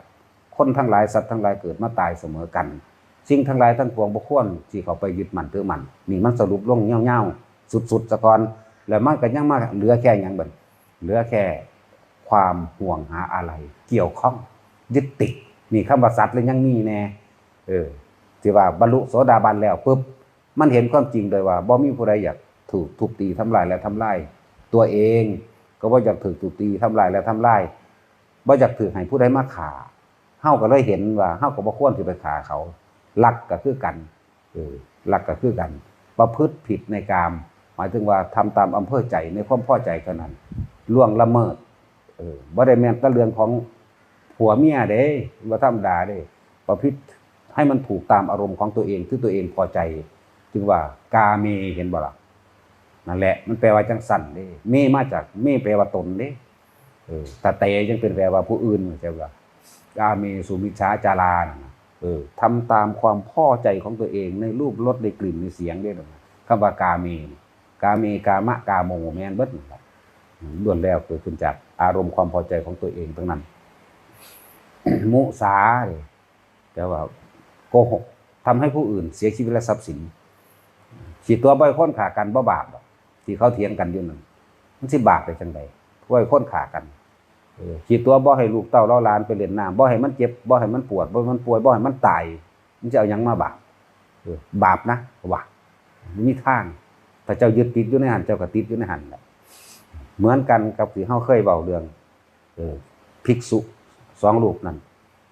เอาง่ายๆเปรียบเทียบว่าเพิ่นผู้หนึ่งหาก็บวชได้10 ปีผู้หนึ่งบวชได้20 ปีแล้วเห็นผู้หญิงตกน้ำที่ผู้บวชได้20 พรรษาแล้ว20 ปีแล้วกระโดดลงไปเลยไปอุ้มเอาผู้หญิงคนนั้นขึ้นมาซอยเหลือโดยเบื้องต้นปลอดภัยดีแล้วเพิ่นก็ไปแต่ว่าภิกษุคนนั้นมันมาฆ่าพระวินัยว่าแตะต้องกายหญิงเป็นสังฆาทิเศษนี่เห็นบ่มันมาฆ่าตัวนี้เลยเฝ้าตำหนิภิกษุองค์นั้นเฝ้าตำหนิไปตลอด3 มื้อ 3 คืนนอนบ่หลับนอนบ่ได้แต่ว่าภิกษุเถระองค์นั้นเพิ่นว่างไว้ตั้งแต่มื้อนั้นแล้วบ่จับติดบ่หยิบฉวยไม่เข้าไปคุ้นคิดพิจารณาคือเพิ่นว่างแล้วเพิ่นลืมแล้วว่าไงว่าลืมเพิ่นลืมแล้วเพิ่นผู้นี้ไปได้แล้วปลอดภัยแล้วเนาะเอาไปสั่นอีหล่าเนี่ยไปแบบนั้นตลอด3 มื้อ 3 คืนเดินทางไปสู่ถ้ำแห่งหนึ่งคืนที่3คืนสุดท้ายภิกษุผู้ถือจากบอกผู้ถือมันอัดอั้นตันใจได้คนเฮานั่นแหละมันทุกข์บ่ล่ะมันเฝ้าคุ้นคิดพิจารณายึดมั่นถือมั่นในความถูกเห็นว่าในความถูกได้น่ะถูกยังถูกต้องตามบัญญัตินั่นแหละนั่นแหละถ้าผู้ใดตามถือเลียราดถือโดยไม่รู้จักก็เป็นอันว่าใช้ไม่ได้ทำให้ตัวเองลำบากเข้าใจว่าถือเลียราดถือโดยไม่จักพุทธเจ้าเพิ่นก็ลดย่อนผ่อนผันอยู่ด้วยล่ะอีหยังก็ดีบ่แม่นเฮาไปถือเอาแต่อย่างสั้นอย่างเดียวนี่แหละถ้าเฮาศึกษาแล้วเฮาสิเข้าใจความหมายของพระพุทธเจ้าที่เพิ่นทรงสอนแสดงโดยพระวินัยมีตั้งแต่เป็นเครื่องให้อยู่ในสังคมแห่งหมู่พระกับความเหมาะสมให้อยู่ด้วยกันด้วยความผาสุกต่างหากเหมือนกันกับศีล5เป็นเครื่องทำให้สัตว์โลกอยู่ด้วยความสันติสุขเสมอกันสัตว์โลกเลยเด้บ่ได้แม่นแต่ว่าศาสนาพุทธเด้สัตว์โลกแต่ผู้ใดเต็มเปี่ยมด้วยไม่เบียดเบียนทำร้ายให้ผู้ใดผู้หนึ่งเสียชีวิตและทรัพย์สินตลอดทั้งคนและสัตว์นั่นแหละอริยะโลกนั้นเป็นโลกแห่งอริยะเลย นี่คือกันภายวินัยนี่เฮาก็เอาไว้เพื่อปกครองซึ่งกันและกันฉะนั้นหมู่ภิกษุสงฆ์เฮาคุยกันโดยพระวินัยอย่าคุยกันโดยอารมณ์เพราะความถือของไผของมันสิมีมากถ้าคุยกันโดยภายวินัยนี่เป็นแค่เครื่องให้อยู่นำกันถกเถียงกันได้แต่ว่าบ่ให้ลงมือตีขากันเนี่ยเพิ่นเอาไว้ให้น้อมประนอมกันประคองกันให้อยู่นำกันโดยความผาสุกเพื่อจะเห็นตัวลึกคือความยึดมั่นถือมั่นตัวนี้โลกก็คือกันคนก็คือกันอันนี้หันเข้ามาเบิ่งเรื่องจิตสุดท้ายก่อนตายบัดความคิดของเฮากับความรู้สึกของเฮานั่นแหละเอิ้นว่าจิตสุดท้ายก่อนตายในขณะใจสิขาดปั้วพอดีไปคิดนึกถึงว่าเกิดอารมณ์แวบตายซ้ำโกรธไปนรกโลภก็อบายภูมิโดยเปรตหลงสัตว์เดรัจฉานเนี่ยโลภโกรธหลงแบ่งไว้โดยกลางๆซะก่อนบ่ทันได้แยกย่อยซื่อๆเด้มันสมควรแล้วบ่เฮาสิไปคิ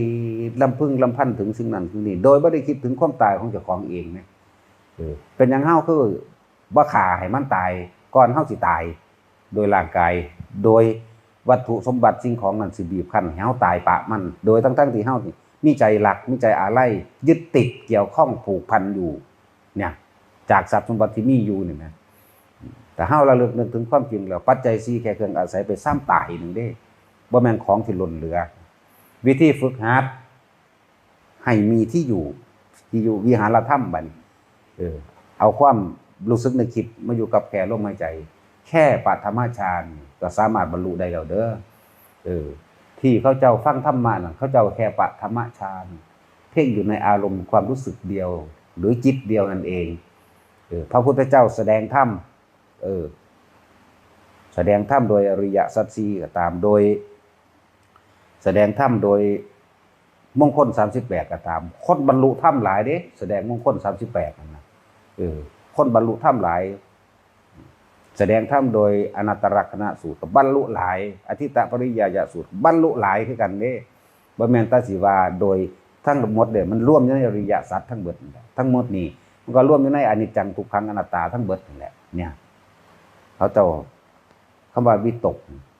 น้อมโสดน้อมจิตใจน้อมเบิ่งเงียงหูฟังอย่างดีตั้งใจแล้วคิดนึกพิจารณาตามความเป็นจริงเนี่ย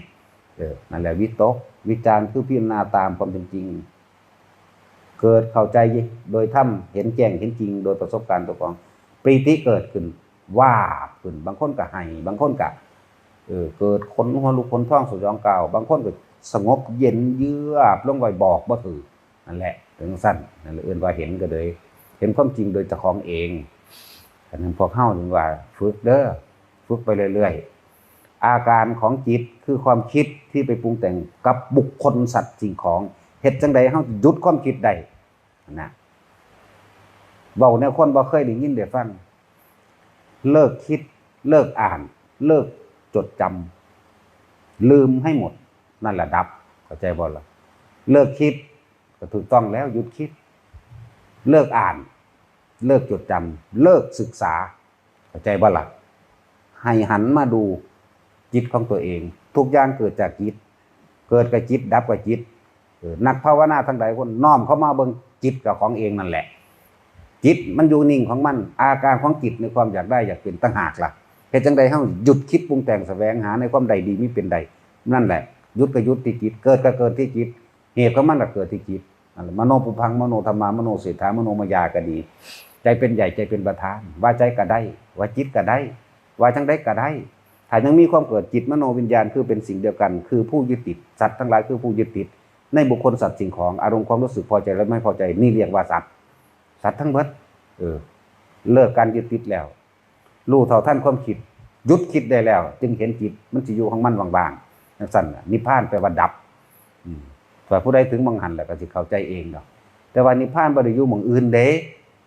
อยู่ในเฮานี่แหละในจิตเฮานี่แหละแต่ว่าอาการมันไปปรุงแต่งไปนำรูปเสียงกลิ่นรสสัมผัสที่กระทบนั่นแหละว่าดับผัสสะตัวเดียวเข้าใจบ่วิธีดับผัสสะก็ลมหายใจนั่นแหละมีเว้าอีกศัพท์นึงซื่อๆเด้นี่ดับผัสสะ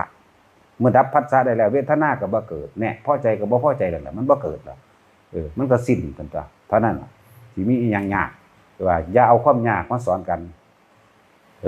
คนเฮามันมักง่ายถ้าบอกนิพพานปุ๊บอยากได้โลดโดยบ่ต้องบำเพ็ญเอาเองโดยบ่ต้องค้นคว้าเอาเองแม่นบ่คือเอาอยากรวยน่ะอยากมีคนเอาเงินมาให้เท่าใด100 ล้าน10,000 ล้านแสนล้านโลดเนี่ยโดยที่เจ้าของบ่เฮ็ดเอาก็เลยว่าจะเอาสิ่งที่ยากมาสอนมันยากเพราะว่ามันอยากได้ยอดฉะนั้นอย่าเอายอดมาสอนกันหลายก็ต้นนี่แหละเฮาขึ้นต้นไม้เฮาขึ้นทั้งต้นเฮาบ่ได้ขึ้นทั้งปลายค่อยๆปีนขึ้นไปเด้ต่างหากที่ยากเพราะเอายอดมาสอนฉะนั้นบ่ต้องไปอย่างอื่นเฮาเรียนรู้ในตัวเองพระไตรปิฎกใหญ่คือกายกับใจเฮาเท่านั้นเนี่ยพระไตรปิฎกใหญ่เฮาฟังมามากแล้วเด้อซั่นบ่ซั่นเพิ่นบ่ซั่นสิเว้าคำว่าหยุดการศึกษาหยุดการศึกษาจากภายนอกให้มาศึกษาภายในหยุดการจดจำพร้อมเนี่ยแม่นว่าล่ะจดจำมาจากภายนอกให้เขามาเบิ่งภายในอย่างเดียวให้รู้อยู่แค่ปัจจุบันนี่ไหมปัจจุบันลมหายใจเท่านั้นปัจจุบันถ้ายังคิดเรื่องนั้นนั่นแหละทั้งศึกษาทั้งจดจำทั้งยึดมั่นอยู่ร่วมกันเบิดเลยการปฏิบัติทั้งเบิดที่เฮาเริ่มตั้งสติขึ้นมาก็คือปัจจุบันคือลมหายใจเท่านี้อันอื่นๆยังคิดยังยึดยังจดยังจำยังปรุงแต่งไปหลายอะไรอย่างเด้ปฏิบัติมันบ่ยากดอกเด้อบัดนี้ลมหายใจรู้ทุกตัวเฮ็ดนึกได้เมื่อไหร่เอาเมื่อนั้นแย่งชิงมันออกมาเนี่ยจากความอยากเข้าใจว่าล่ะแย่งชิงมันออกมาอยู่บ้านก็เฮ็ดได้เพราะว่าทำจริงๆแล้วอยู่ในกายในใจของเฮาเองบ่ได้อยู่ภายนอกเด้อเจ้าสิย่างสมมุติว่าพวกมาฝึกไปแล้วอยู่นี่น่ะถ้าบ่คุยกับหมู่จับลมหายใจปั๊บย่างไป 2-3 ก้าวก็เอานะเฮาต้องสะสมเอาเองเด้บ่มีไผเฮ็ดให้ไผได้ย่างไป 2-3 ก้าวปึ๊บหันมาคุยกับหมู่ 2-3 ก้าวปึ๊บคุยกับหมู่ก็แล้วแต่คือพลิกวิกฤตให้เป็นโอกาสได้ทั้งนั้นเฮาต้องเป็นนักฉวยโอกาสที่ดีในการทำความสงบให้กับตัวเองความสงบที่แท้จริงก็ในลมความสงบบ่ได้อยู่จากการจดจำจากการเรียนรู้จากการแสวงหาหยังดอกความสงบอยู่ในลมนั่นแหละตัวเขาคนจำลมหายใจเจ้าของดีที่สุดใจบ่ล่ะจำลมหายใจจักจำลมหายใจบ่รู้ลมเข้ารู้ลมออกนี่เรียกว่าปัจจุบันนอกนั้นเป็นอดีตและอนาคตทั้งหมดอดีตกับอนาคตจึงเป็นสิ่งเดียวกันปัจจุบันมีแค่เพียงลมหายใจนิพพานบ่แม่นของยากดอกเวลาใดที่เฮาบ่คิดบ่นึกอีหยังมันอยู่ในลมมันก็อยู่แล้วเข้าใจบ่ล่ะดับเย็นถ้าพวกเจ้าคิดถึงอดีตเด้มีแต่กังวลและเล่าร้อนนั่นแหละอนาคตตายไปตามอารมณ์กังวลและเล่าร้อนนั่นแหละถ้ามันดับเย็นแล้วปราศจากความคิดนึกมันจบอยู่แค่นั้นนึงเด้เข้าใจบ่ล่ะมันก็เห็นใจกันตัวมันก็เห็นใจอยู่ในระหว่างท่ามกลางในสิ่งที่มีอยู่แต่ไม่มีอยู่ในจิตใจไม่มีอยู่ในความคิดบ่เคยไปคิดถึงสิ่งนั้นสิ่งนี้นั่นพวกเฮาต้องฝึกมาอยู่กับตัวเองนะฝึกอยู่กับใจตัวเองฝึกอยู่กับความว่างอาศัยความว่างจากลมแล้วก็สิว่างยิ่งกว่านั้นเข้าไปอีกเข้าใจบ่ล่ะเอาพอสักอื่นผู้ใดสิไปก็ไปเด้อไปบวช2 โมงพุ่นล่ะไปเดี๋ยวกับการที่เฮาทำบุญมาทั้งเบิดกรรมดีที่เฮาสร้างมาทั้งเบิดนะอยากให้ทุกคนตั้งใจอุทิศพนมมือขึ้นเนาะมึงเด้อตั้งใจอุทิศให้องค์ภัตตรกิตยาภาเพิ่นนะให้ทุกคนอุทิศบุญที่เจ้าของเฮ็ดมานั่นแหละสิทธิกิจจังสิทธิกัมมังสิทธิการุยะตถาคโตขอกรรมดีที่ข้าพเจ้าได้กระทำมาทั้งหมดนี้จงถึงแด่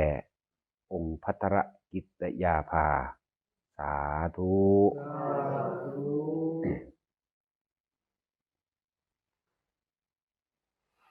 บัดนี้เราพูดถึงเรื่องของสมาธิแปลว่าความสงบในความสงบขั้นที่1ที่2ที่3ก็ตามสมาธินี่สามารถใช้ได้ทุกศาสนา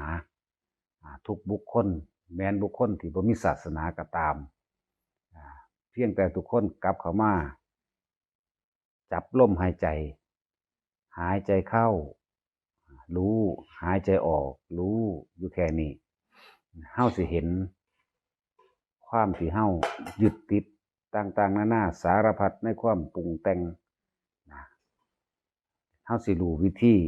ที่สิเฮ็ดให้เจ้าของถึงความสงบขั้น2ขั้น3ได้เองและเฮาสิได้เห็นความจริงของชีวิต ของเจ้าของเองบ่ได้เน้นว่าศาสนาใดๆบ่ได้เกี่ยวกับคำว่าพุทธศาสนาคำว่าความสงบทุกๆคนในโลกนี่สามารถทำความสงบได้ด้วยวิธีการหันเข้ามาเบิ่งลมหายใจเจ้าของเองหายใจเข้ารู้หายใจออกรู้เฮ็ดอยู่แค่นี้ทุกคนก็สิเห็นความจริงของชีวิตของเจ้าของเองดอกว่าทุกข์เพราะว่าอะไรนะแต่เฮารู้ว่าทุกข์เพราะว่าอะไรล่ะทุกคนก็สิเห็นวิธีในการสิระงับดับทุกข์ด้วยเฮาเห็นสาเหตุแห่งความทุกข์คือความยึดมั่นถือมั่นคำว่ายึดมั่นถือมั่นนี่ในความรู้สึกของแต่ละคนเฮาทุกคนนั่นน่ะมีความรู้สึกพอใจและบ่พอใจทั้งนั้นแหละอันนั้นแหละสาเหตุแห่งความสุขและความทุกข์ทั้งหลายเหตุจังใดเฮาสิวางสุขและทุกข์ออกได้นี่แหละให้ทุกคนกลับมารู้ลมหายใจเข้านี่หายใจเข้ารู้หายใจออกรู้เฮ็ดอยู่แค่นี้นี่คือพูดถึงความสงบและพูดถึงความดับทุกข์บ่ได้เกี่ยวกันกับคำว่าพุทธศาสนาพร้อมเกี่ยวกับความจริงของธรรมชาติที่ทุกคนก็มีอยู่แล้วทุกคนมีร่างกายทุกคนมีลมหายใจทุกคนมีความร้อนหนาวหิวมีความป่วยเจ็บปวดพลาดพลาดจากสิ่งที่รักทุกคนมีความรู้สึกหน้าว่าพอใจกับบ่พอใจนั่นเองนะแต่ทุกคนในโลกนี้บ่เกี่ยวกับศาสนาสามารถทำสมาธิได้สามารถทำให้ถึงความสงบได้นั่นแหละด้วยการหายใจเข้ารู้หายใจออกรู้เฮ็ดอยู่แค่นั้นแหละนี่คือมันเป็นคำว่าธรรมะนี่เป็นความจริงของโลกคำว่าธรรมะนี่เป็นสมบัติของทุกๆคนบ่ได้แม่นสมบัติของเฉพาะคำว่าพุทธศาสนาทุกคนสามารถรู้ความจริงของเจ้าของได้ธรรมะเป็นของทุกๆคนในโลกบ่ได้เกี่ยวกันกับว่าพุทธเด้อผู้ใดอยากถึงความสงบได้นำไปถ้านั่งอยู่นิ่งๆนั่งอยู่ว่างๆถ้ามีเวลาก็กลับเข้ามาเหลือบตาลงเบิ่งปลายจมูกเจ้าของเองโดยบ่ต้องหลับตาก็ได้นั่งเก้าอี้นั่งเหยียดซ้อยยืนอยู่ซื่อๆก็ได้นะเหลือบตาลงเบิ่งปลายจมูกของเจ้าของเองแล้วหายใจเข้าแล้วหายใจออกเฮ็ดอยู่แค่นั้นแหละลองเบิ่งดูมื้อละ5 นาทีสิรู้สึกว่าชีวิตเปลี่ยนไปทุกๆคนเลยบ่แม่นเฉพาะพุทธศาสนาเด้เอาเบิดทุกคนในโลกนี่ถ้าสัตว์มันฟังเข้าใจได้ก็เฮ็ดได้เลยคือกันมันสิเห็นความสงบคือกันนั่นแหละบ่ทันได้พูดถึงเรื่องบรรลุอันนี้สัตว์เดรัจฉานว่าบรรลุบ่ได้เพราะบ่ทันได้พูดถึงเรื่องบรรลุพูดถึงความสงบว่าลองนำไปเฮ็ดนำไปใส่ลองเบิ่งก็มีหลายพวกอยู่ที่ฟังอยู่แต่ฟังด้วยความสิหาวิธีจับผิดซื่อถ้าอยากจับผิดนะว่าคริสต์หรืออิสลามนั่งนิ่งๆหายใจเข้ารู้ว่าหายใจเข้าหายใจออกรู้ว่าหายใจออกสิเห็นความผิดตอนที่เพิ่นแสดงธรรมนี่ดอกสิเห็นดอกหน้าหายใจเข้ารู้หายใจออกรู้อยู่พอสำนั้นแหละนั่งเก้าอี้ก็ได้นั่งย่อๆก็ได้นั่งพับเพียบก็ได้นั่งคุบเข่าก็ได้ทุกสถานการณ์ในการนั่งได้โลดหรือยืนก็ได้ยืนค้ำหัวอยู่ก็ได้ยืนค้ำซ้ายอยู่ก็ได้แล้วแต่แต่อยากจับผิดนะแล้วหายใจเข้าก็รู้ว่าหายใจเข้านี่หายใจออกก็รู้ว่าหายใจออกนะความสงบมีได้ทุกคนได้เกี่ยวกันนะความสงบนี่บ่ได้มาเอาเฉพาะพุทธศาสนาจังสงบเด้เฮ็ดได้ทุกคนเลยนะบ่จำเป็นต้องอ่านหนังสือออกบ่ต้องเป็นต้องรู้หยังออกรู้แค่ลมเข้าและลมออกอ่านหยังบ่ออกก็รู้ได้คนตาบอดก็รู้ได้ลมหายใจเข้านี่รู้ว่าหายใจเข้าลมหายใจออกก็รู้นะคนหูหนวกก็รู้ได้เพราะทุกคนมีความรู้สึกตาบอดก็เฮ็ดได้หูหนวกก็เฮ็ดได้พิการแบบใดก็เฮ็ดได้ทั้งเบิดนั่นแหละเพราะว่าทุกคนมันมีลมหายใจอยู่แล้วถ้าบ่มีมันก็ตายทั้งตัวเนาะก็มีเท่านั้นแหละนั่นแหละแต่ทุกคนก็มีความรู้สึกไม่พอใจและไม่พอใจตาบอดก็มีความพอใจและไม่พอใจใดหูหนวกก็มีความพอใจและไม่พอใจใดท่านจึงบอกว่าธรรมะนี่เป็นสมบัติของทุกๆคนคือความจริงในชีวิตของทุกๆคนให้ทุกคนนำไปปฏิบัติเบิ่ง ไปเฮ็ดเบิ่งไปแค่ว่าเหลือบตาดูปลายจมูกเจ้าของเองรับตาก็ได้บ่รับตาก็ได้หายใจเข้านี่รู้ว่าหายใจเข้านี่หายใจออกก็รู้ว่าหายใจออกนั่นแหละสิ่งนั้นแหละสิเป็นสมบัติของเจ้าของเองสมบัติสิบ่มีผู้ใดแย่งไปได้คือความสงบที่ทุกคนกำลังสร้างขึ้นมาด้วยตัวเองนั่นแหละเฮาสิเห็นเองแหละรับตาลงหายใจเข้าก็รู้หายใจออกก็รู้เมื่อตาขึ้นเฮ็ดตาลูบเหลือบตาลงไปดูปลายจมูกเจ้าของเองหายใจเข้ารู้หายใจออกรู้บุคคลที่เหลือบตาเบิ่งปลายจมูกเจ้าของเองหายใจเข้ารู้หายใจออกรู้นี่สิมีอาการหนึ่งนิ่มๆนวลๆเป็นเสียวๆหางว่ามันเสียวแห้งเสียวนิ่มๆแล่นจากสันจมูกตัวเองเข้าไปสู่ระหว่างกลางหน้าผากนั่นแหละคำว่าตัวนี้เป็นจุดเพ่งเพ่งภาษาบาลีว่าฌานเฮาเพ่งความรู้สึกนั่นเองเฮาสิเห็นความรู้สึกตัวนี้เกิดในระหว่างกลางหน้าผากหรือในกระดานหน้าผากตัวเองเอาตัวนั้นเป็นจุดรู้หยังจับความคิดถ้าผู้ใดมีความรู้สึกขึ้นแบบนั้นได้แล้วเฮาสิฮู้ดอกถ้าอาการนิ่มๆนวลๆหายออกจากระหว่างกลางหน้าผากแสดงว่าเฮาคิดไปเรื่องอื่นแล้วฉะนั้นดึงกลับขึ้นมาใหม่เหลือบตาเบิ่งปลายจมูกหายใจเข้ารู้หายใจออกรู้อาการความสงบตัวนี้อาการเย็นๆตัวนี้หรือนิ่มๆนวลๆตัวนี้จะเกิดขึ้นเฮาสิเห็นความสงบในตัวเองดอกนี่ทุกคนไปเฮ็ดลองเบิ่งถ้าอยากจับผิด สิเห็นความคิดของเจ้าของเอง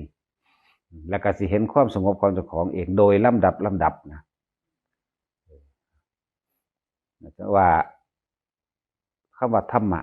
เป็นของทุกชีวิตสรรพสัตว์บ่ได้เป็นของศาสนาใดศาสนาหนึ่งเป็นความจริงนะคำว่าศาสนาเนี่ยแปลว่าหนทางทั้งเบิดนี่เดินทางเข้าสู่ความแตกดับล้วนๆหนทางของวัตถุธาตุคือร่างกายของชีวิตทุกคนเดินทางเข้าสู่ความแตกดับคือความตายทุกคนเลยก่อนที่ตายทุกคนก็มีลมหายใจก่อนที่ตายทุกคนก็มีความรู้สึกใดเฮ็ดจังใดเฮาสิรู้ว่าเฮารู้สึกเป็นทุกข์กับเรื่องใดและเป็นสุขกับเรื่องใดแต่ยกรู้สึกว่าเป็นทุกข์กับเรื่องใดรู้สึกเป็นทุกข์กับเรื่องใดกลับมาเบิ่งลมหายใจนั่นเองหายใจเข้ารู้หายใจออกรู้เมื่อตายเฮ็ดยืนคำหัวอยู่ก็เฮ็ดได้นั่งคำจ่ายอยู่ก็เฮ็ดได้นั่งคัดสมาธิก็เฮ็ดได้นะนั่งเก้าอี้ก็เฮ็ดได้นอนก็เฮ็ดได้นั่นแหละให้ฝึกให้เห็นความสงบในตัวเอง เห็นหรือไม่เห็นแบบใดทำให้บ่อยทำให้มากมื้อนึงเฮ็ดทีละเฮ็ดหลายๆรอบนั่นแหละว่างยังได้กับเหลือบตาลงปลายจมูกหายใจเข้ารู้หายใจออกรู้อยู่แค่นี้แหละเฮาสิเห็นความสงบในตัวเองนะเฮาสิเห็นความจริงบัดนี้ความจริงของอันนี้ทุกข์เพราะว่าหยังทุกข์เพราะว่าคิดเรื่องนั้นเรื่องนี้ให้มันได้ดังใจทุกข์เพราะว่าคิดถึงคนที่ตายไปแล้วก็มีทุกข์เพราะว่าคิดถึงคนที่จากไปจากกันเป็นโดยบ่ต้องตายก็มี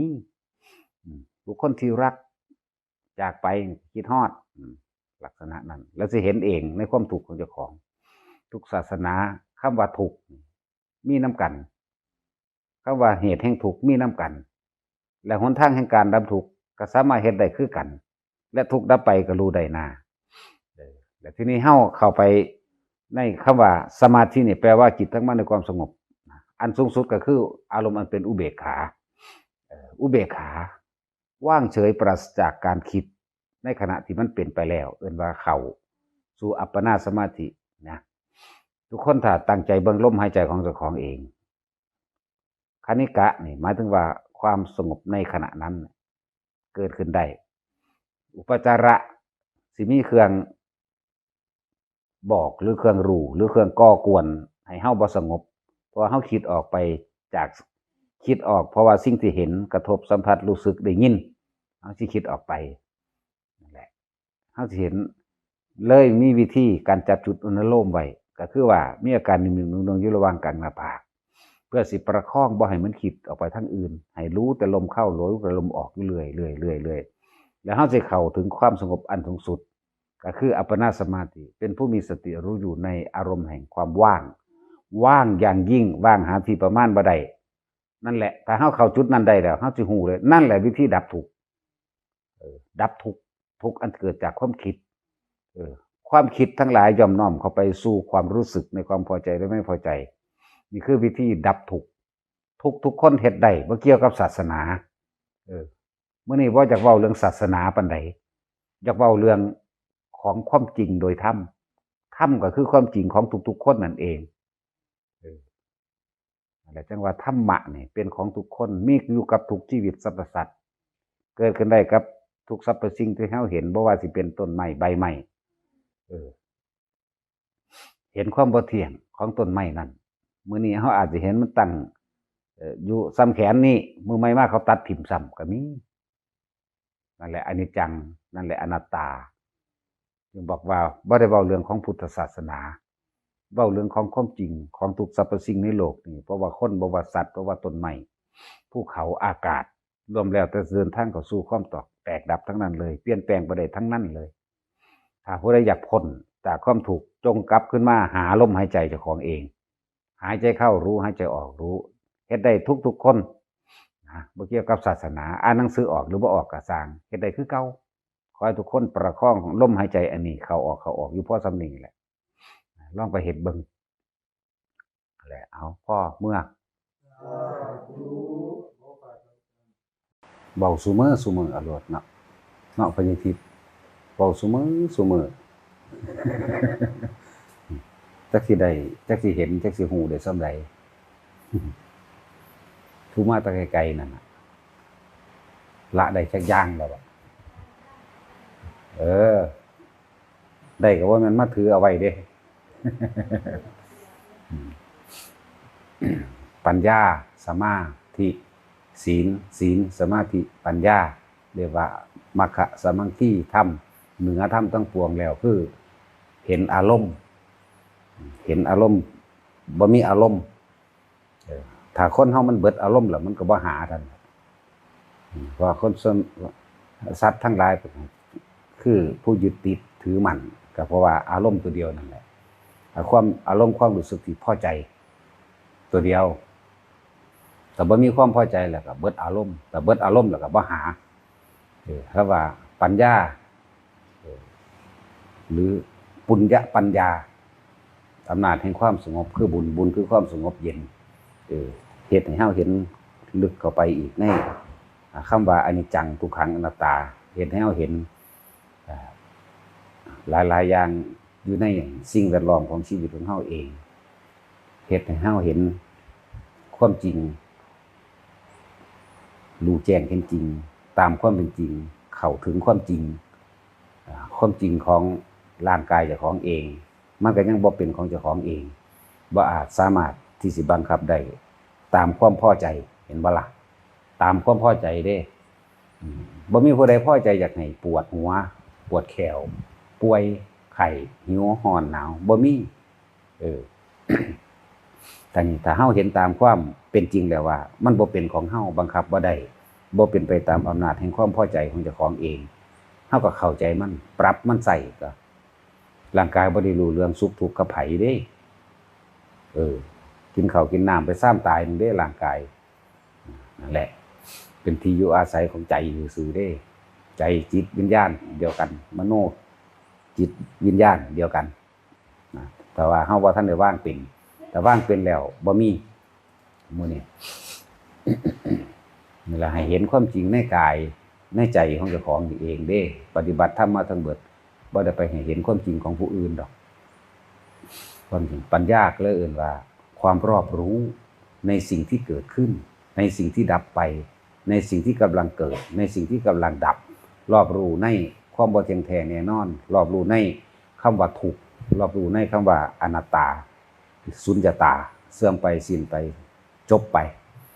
รอบรู้อันนี้ล่ะคำว่าปัญญาก็ดี บ่ต้องแปลว่าบาลีแปลว่าความรอบรู้ในกองสังขารมันบ่เข้าใจคำว่าสังขารแปลละเอียดแล้วฮู้ในกายเจ้าของว่าเก็บไข้ได้ป่วยนี่อนิจจังบ่เที่ยงแท้แน่นอนผู้ใดเข้าไปยึดบ่รู้จักวิธีปรับยอมรับใส่กับมันก็เป็นทุกข์นั่นเองรอบรู้ในว่ามันเป็นอนัตตาคือว่ามันต้องตายนั่นเองเนี่ยรอบรู้ในตัวนี้แต่เฮาฮู้ท่านมันเป็นธรรมดาของมันจังซั่นทุกข์มันสิมีมาจากไส เห็นบ่ล่ะที่เพิ่นว่าอนิจจังทุกขังอนัตตาอนิจจังกับอนัตตาคู่กันเด้ความจริงเกิดกับดับที่นํกันปุ๊บปั๊บคนที่บ่ยอมรับหรือว่าคนที่บ่เห็นคนที่บ่ทันได้รู้แจ้งบ่เข้าใจบ่ทันมันเลยเป็นทุกข์อนิจจังอยู่หน้าอนัตตาอยู่หลังทุกขังอยู่กลางตัวใจเฮานั่นแหละเป็นทุกข์พุทธเจ้าเพิ่นสิใช้ศัพท์คำว่าอดีตอนาคตปัจจุบันเพิ่นคือว่าอดีตปัจจุบันอนาคตพวกเฮาเข้าใจอยู่บ่ในความหมายอันนี้พวกท่านทั้งหลายแบบเพิ่นว่าดูก่อนภิกษุทั้งหลายพวกเธอมีความเห็นเป็นเช่นใดหนอนี่นะมันแยบคายได้เด้อนิจจังทุกขังอนัตตาคือว่าเอาอนิจจังกับอนัตตาใส่กันโลดจังมาถูกที่หลังเนาะอนิจจังอยู่หน้าอนัตตาอยู่หลังทุกขังคือใจเฮายึดติดไว้เองอดีตอนาคตเราคือเอามาเอาปัจจุบันลงข้างหลังแต่ว่าอดีตและอนาคตนั่นแหละคนเฮาคิดถึงความจากใดดังใจความพอใจอันเกิดจากสัญญาอารมณ์ความรู้สึกทรงจำต่างๆในอดีตมาปรุงแต่งให้มันเปลี่ยนไปในอนาคตอยากให้เป็นจังสั่นอยากให้เป็นจังซี่อันนั้นแหละอดีตกับอนาคตคือสิ่งเดียวกันอดีตอนาคตสิ่งเดียวกันเด้หรืออนิจจังกับอนัตตาอดีตกับอนาคตอันเดียวกันพวกเฮาบ่รู้เท่าทันมันซื่อๆอนิจจังทุกขังอนัตตาเจ้าของเองนี่แหละบ่ต้องไปว่าแนวอื่นแหละ ของเจ้าของเองนี่เด้เฮาบ่ได้มองออกนอกตัวดอกเฮามองความยึดติดของเฮาปฏิบัติธรรมมาทั้งเบิด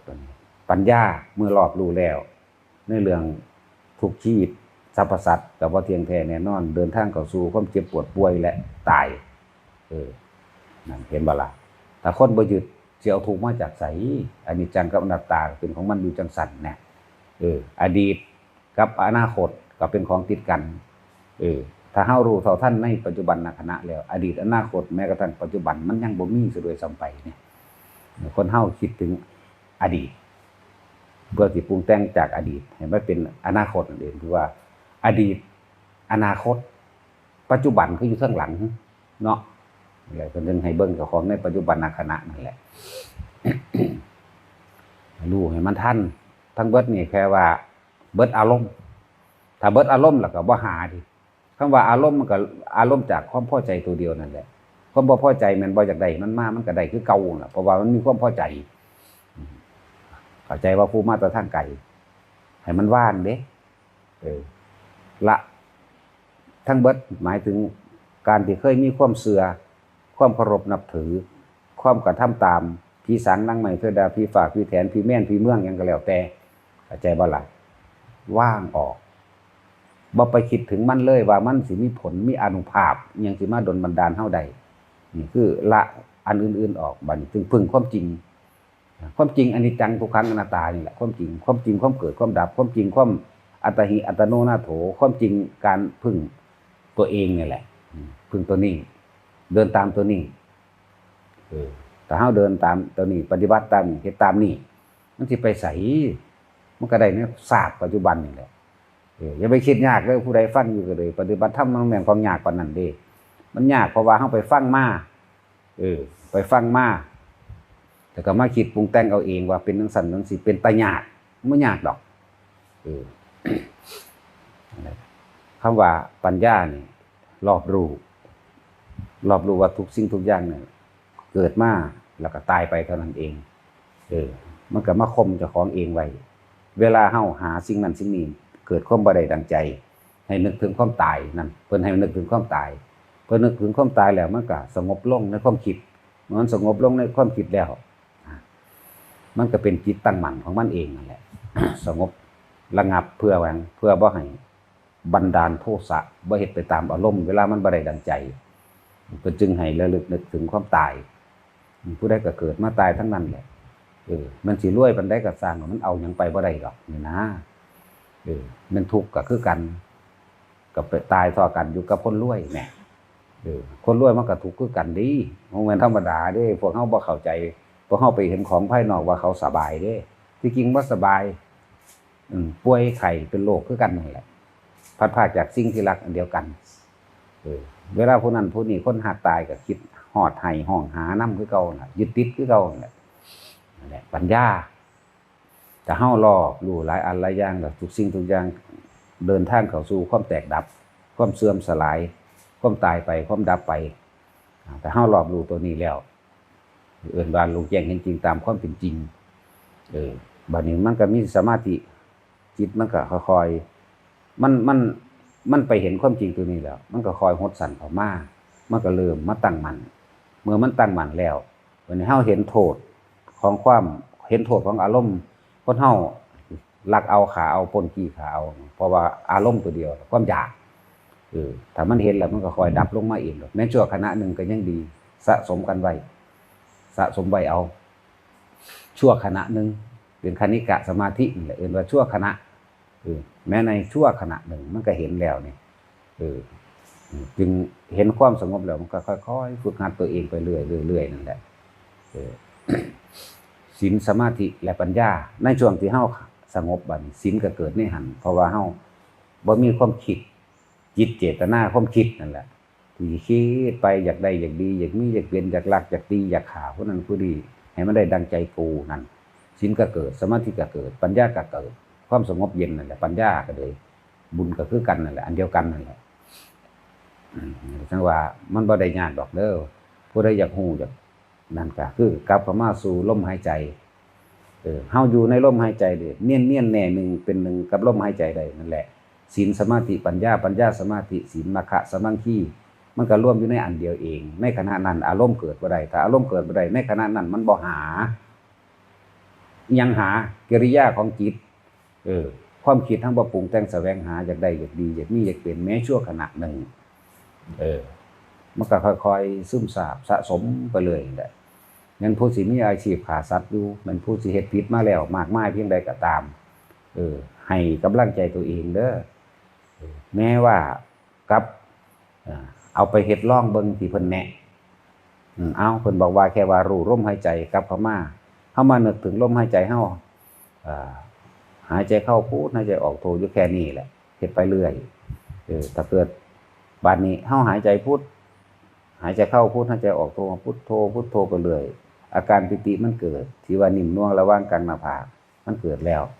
เวลาเฮาเลิกเฮ็ดบัดนี้เอาไปเทียบกันเบิ่งอันใดมันดีกว่ากันระหว่างนั่งคิดอยากได้นั่นอยากได้นี่อันใดมันดีกว่ากันเอาไปเทียบเบิ่งอันใดมันเร่าร้อนอันใดมันกังวลในระหว่างการหาอยู่เนี่ยเอาไปเทียบเบิ่งตัวพิสูจน์ด้วยตัวเองตัวธรรมชาติอันนี้บ่เป็นของลึกลับธรรมชาติอันนี้ความจริงอันนี้ธรรมชาติอันนี้สามารถพิสูจน์ได้ด้วยตัวเองได้ผู้ใดก็สั่งฟังอยู่เดี๋ยวนี้หรือเอามีเวลาเฮ็ดก็เฮ็ดจักหน่อยนะนาที1 2นาทีก็ยังดีในขณะที่หายใจเข้าพุทออกโทพุทโธพุทโธพุทโธอยู่นี่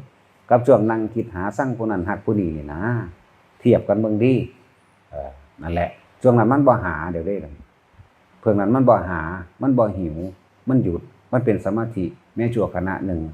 เป็นว่าจิตตั้งมั่นเมื่อมันตั้งมั่นศีลสมาธิและปัญญาก็รวมอยู่ในหูดังเฮานี่แค่ในลมหายใจนั่นแหละนั่นแหละจังว่ากิริยาของความคิดของเฮาเนี่ยหาจังสั่นหาจังสี่อยู่เรื่อยๆพักผ่อนมันมั่ง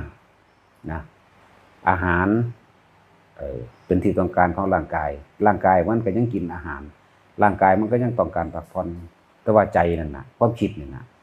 ให้มันพักผ่อนมั่งโดยอาศัยลมหายใจเฮานี่แหละเป็นเครื่องยึดไว้ซะก่อนให้อาศัยลมหายใจเป็นดุจดังว่าอู่นอนให้ใจมันพักผ่อนแน่ความคิดพักผ่อนแน่เลิกคิดในความอยากได้ดีมีเป็นแล้วก็หันเข้ามาสู่ลมหายใจหายใจเข้าพุทหายใจออกโทพุทโธพุทโธอยู่พอสำนั้นพุทโธไปพุทโธมามันสงบแล้วนั่นแหละมันนอนมันหลับมันลืมจักบ่ล่ะนอนหลับลืมมันสิลืมคิดหาอันนั้นคิดหานี่ความทุกข์ก็เกิดบ่ได้ทั้งตัวนั่นแหละมันก็ค่อยสงบไปเรื่อยๆมันก็ค่อยตั้งมั่นไปเรื่อยๆตัวส่วนการใส่อำนาจของสมาธิการใส่แม้นเฮาสิกระทบกับธรรมอีหยังก็แล้วแต่บ่ได้มันบ่กระเทือนมันบ่คิดปรุงแต่งต่อมันบ่เฮ็ดให้มันได้ดังอารมณ์นะมันระงับอารมณ์ใดนะมันละอารมณ์ใดนะนั่นแหละจังว่าการใช้ชีวิตสำหรับบุคคลผู้มีสมาธิจิตตั้งมั่นอยู่แล้ว การใช้ชีวิตเป็นปกติมันก็ตั้งมั่นอยู่คือเก่ามันแต่เฮาฝึกไปเรื่อยๆแล้วอยู่ในโลกทั้งที่โลกวุ่นวายอยู่ในโลกทั้งที่เขาด่าก็มีเขาย่องก็มีหลายๆอย่างความได้ความเสียแล้วแต่ไผสิว่าจังใดเนี่ยอำนาจแห่งสมาธิที่พวกเฮาฝึกให้มันตั้งมั่นดอกมันก็บ่ออกไปคิดอันนั้นนี่มันสิเอาทุกข์มาจากไสทุกข์ก็บ่มีหั่นตัว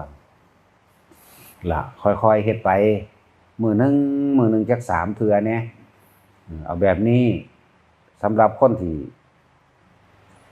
นั่นก็เวลานอนเด้อก่อนที่จะหลับดูลมหายใจหายใจเข้าพูดหายใจออกโตหันหลับตามื่นตาก็แล้วแต่คนสินอนก็ต้องหลับตาอยู่แล้วล่ะ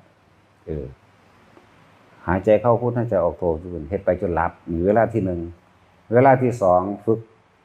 ตัวนี้สิเฮ็ดยากแน่เพราะว่าปกติของคนตื่นขึ้นคิดอยากได้ดีไม่เป็นนั่นแหละแต่ว่ามันบังคับได้เริ่มตื่นภาพมาซ่ามันคิดไปปั๊บนึกถึงคำเว้าหลวงพ่อนี่โลดเอ้าเพิ่นว่าให้จับลมหายใจก่อนเว้ยนี่ดึงขึ้นมาแม้มันสิคิดไปแล้วซะก่อนก็สร้างในช่วงการฝึกตื่นมาปั๊บนี่มันคิดไปแล้ว 2-3 เดือนแล้วเอ้ามึงคิดไปหยังนี่บอกมาเลยมึงคิดไปเกิดไปตายทั้งใดอีกนะกลับมารู้ลมหายใจเข้าพุทโธมีอาการคนลุกคนหัวลุกหรือว่าพวกที่ฝึกอันอุณหโลมเป็นแล้ววูบวาบเดียวไปบัดลุกไปเลยเอาสำนั้นเวลาระหว่างกลางวันก็พักเที่ยงจังซี่คนเฮาทำงานก็ต้องพักเที่ยงบ่ว่างานส่วนตัวบ่ว่างานโดยโรงงานก็สร้างข้าราชการก็ตามพักเที่ยงมากก็เฮ็ดในจักหน่อยเลยเว้ยอันนี้บ่แม่นว่าไปนั่งทาเด้บ่ได้เกี่ยวกับทาเด้อฟังดีๆบ่แม่นสิไปโอ้กูอยากอายคนที่เป็นนั่งสมาธิเขาสิว่ากูบ่แม่นแบบนั้นเด้เหลือบตาเบิ่งไปอยู่หายใจเข้าหายใจออกพุทโธคนหัวลุกหรือว่าอาการปิติเกิดขึ้นกลางกระเพาะวาบเดียวพอสำนั้นแหละเห็นอยู่สำนั้นมื้อนึงจัก3เทื่อเฮ็ดดูเข้าเดี๋ยวมันก็ค่อยเพิ่มไปเองดอกในเมื่อมันเทียบแล้วเทียบเบิ่งในระหว่างกูอยู่กับลมหายใจกับคำพุทโธอยู่นี่อันนี้สบายกว่าเนี่ยเทียบเอาตัวตัวเจ้าของเองก็ต้องรู้ตัวเจ้าของเองตัวละได้มากละได้น้อยก็ขึ้นอยู่กับเจ้าของเองเด้เบิ่งอารมณ์เจ้าของเองนี่ว่ารู้ท่านมั่งรู้ตามมั่งที่เพิ่นว่าท่านหยังก็ท่านอารมณ์แหละตามหยังก็ตามอารมณ์นั่นแหละมันสิมีหยังพอใจก็บ่พอใจก็นั่นแหละคนที่มันเกิดอยู่นั่นถ้าเบิดอารมณ์แล้วมันก็บ่เกิดตอนหลังมันสิไปมีหยังจะไปคิดว่ายากอย่าไปคิดว่ายากมันบ่ได้ยากหรอกนั่นแหละพอ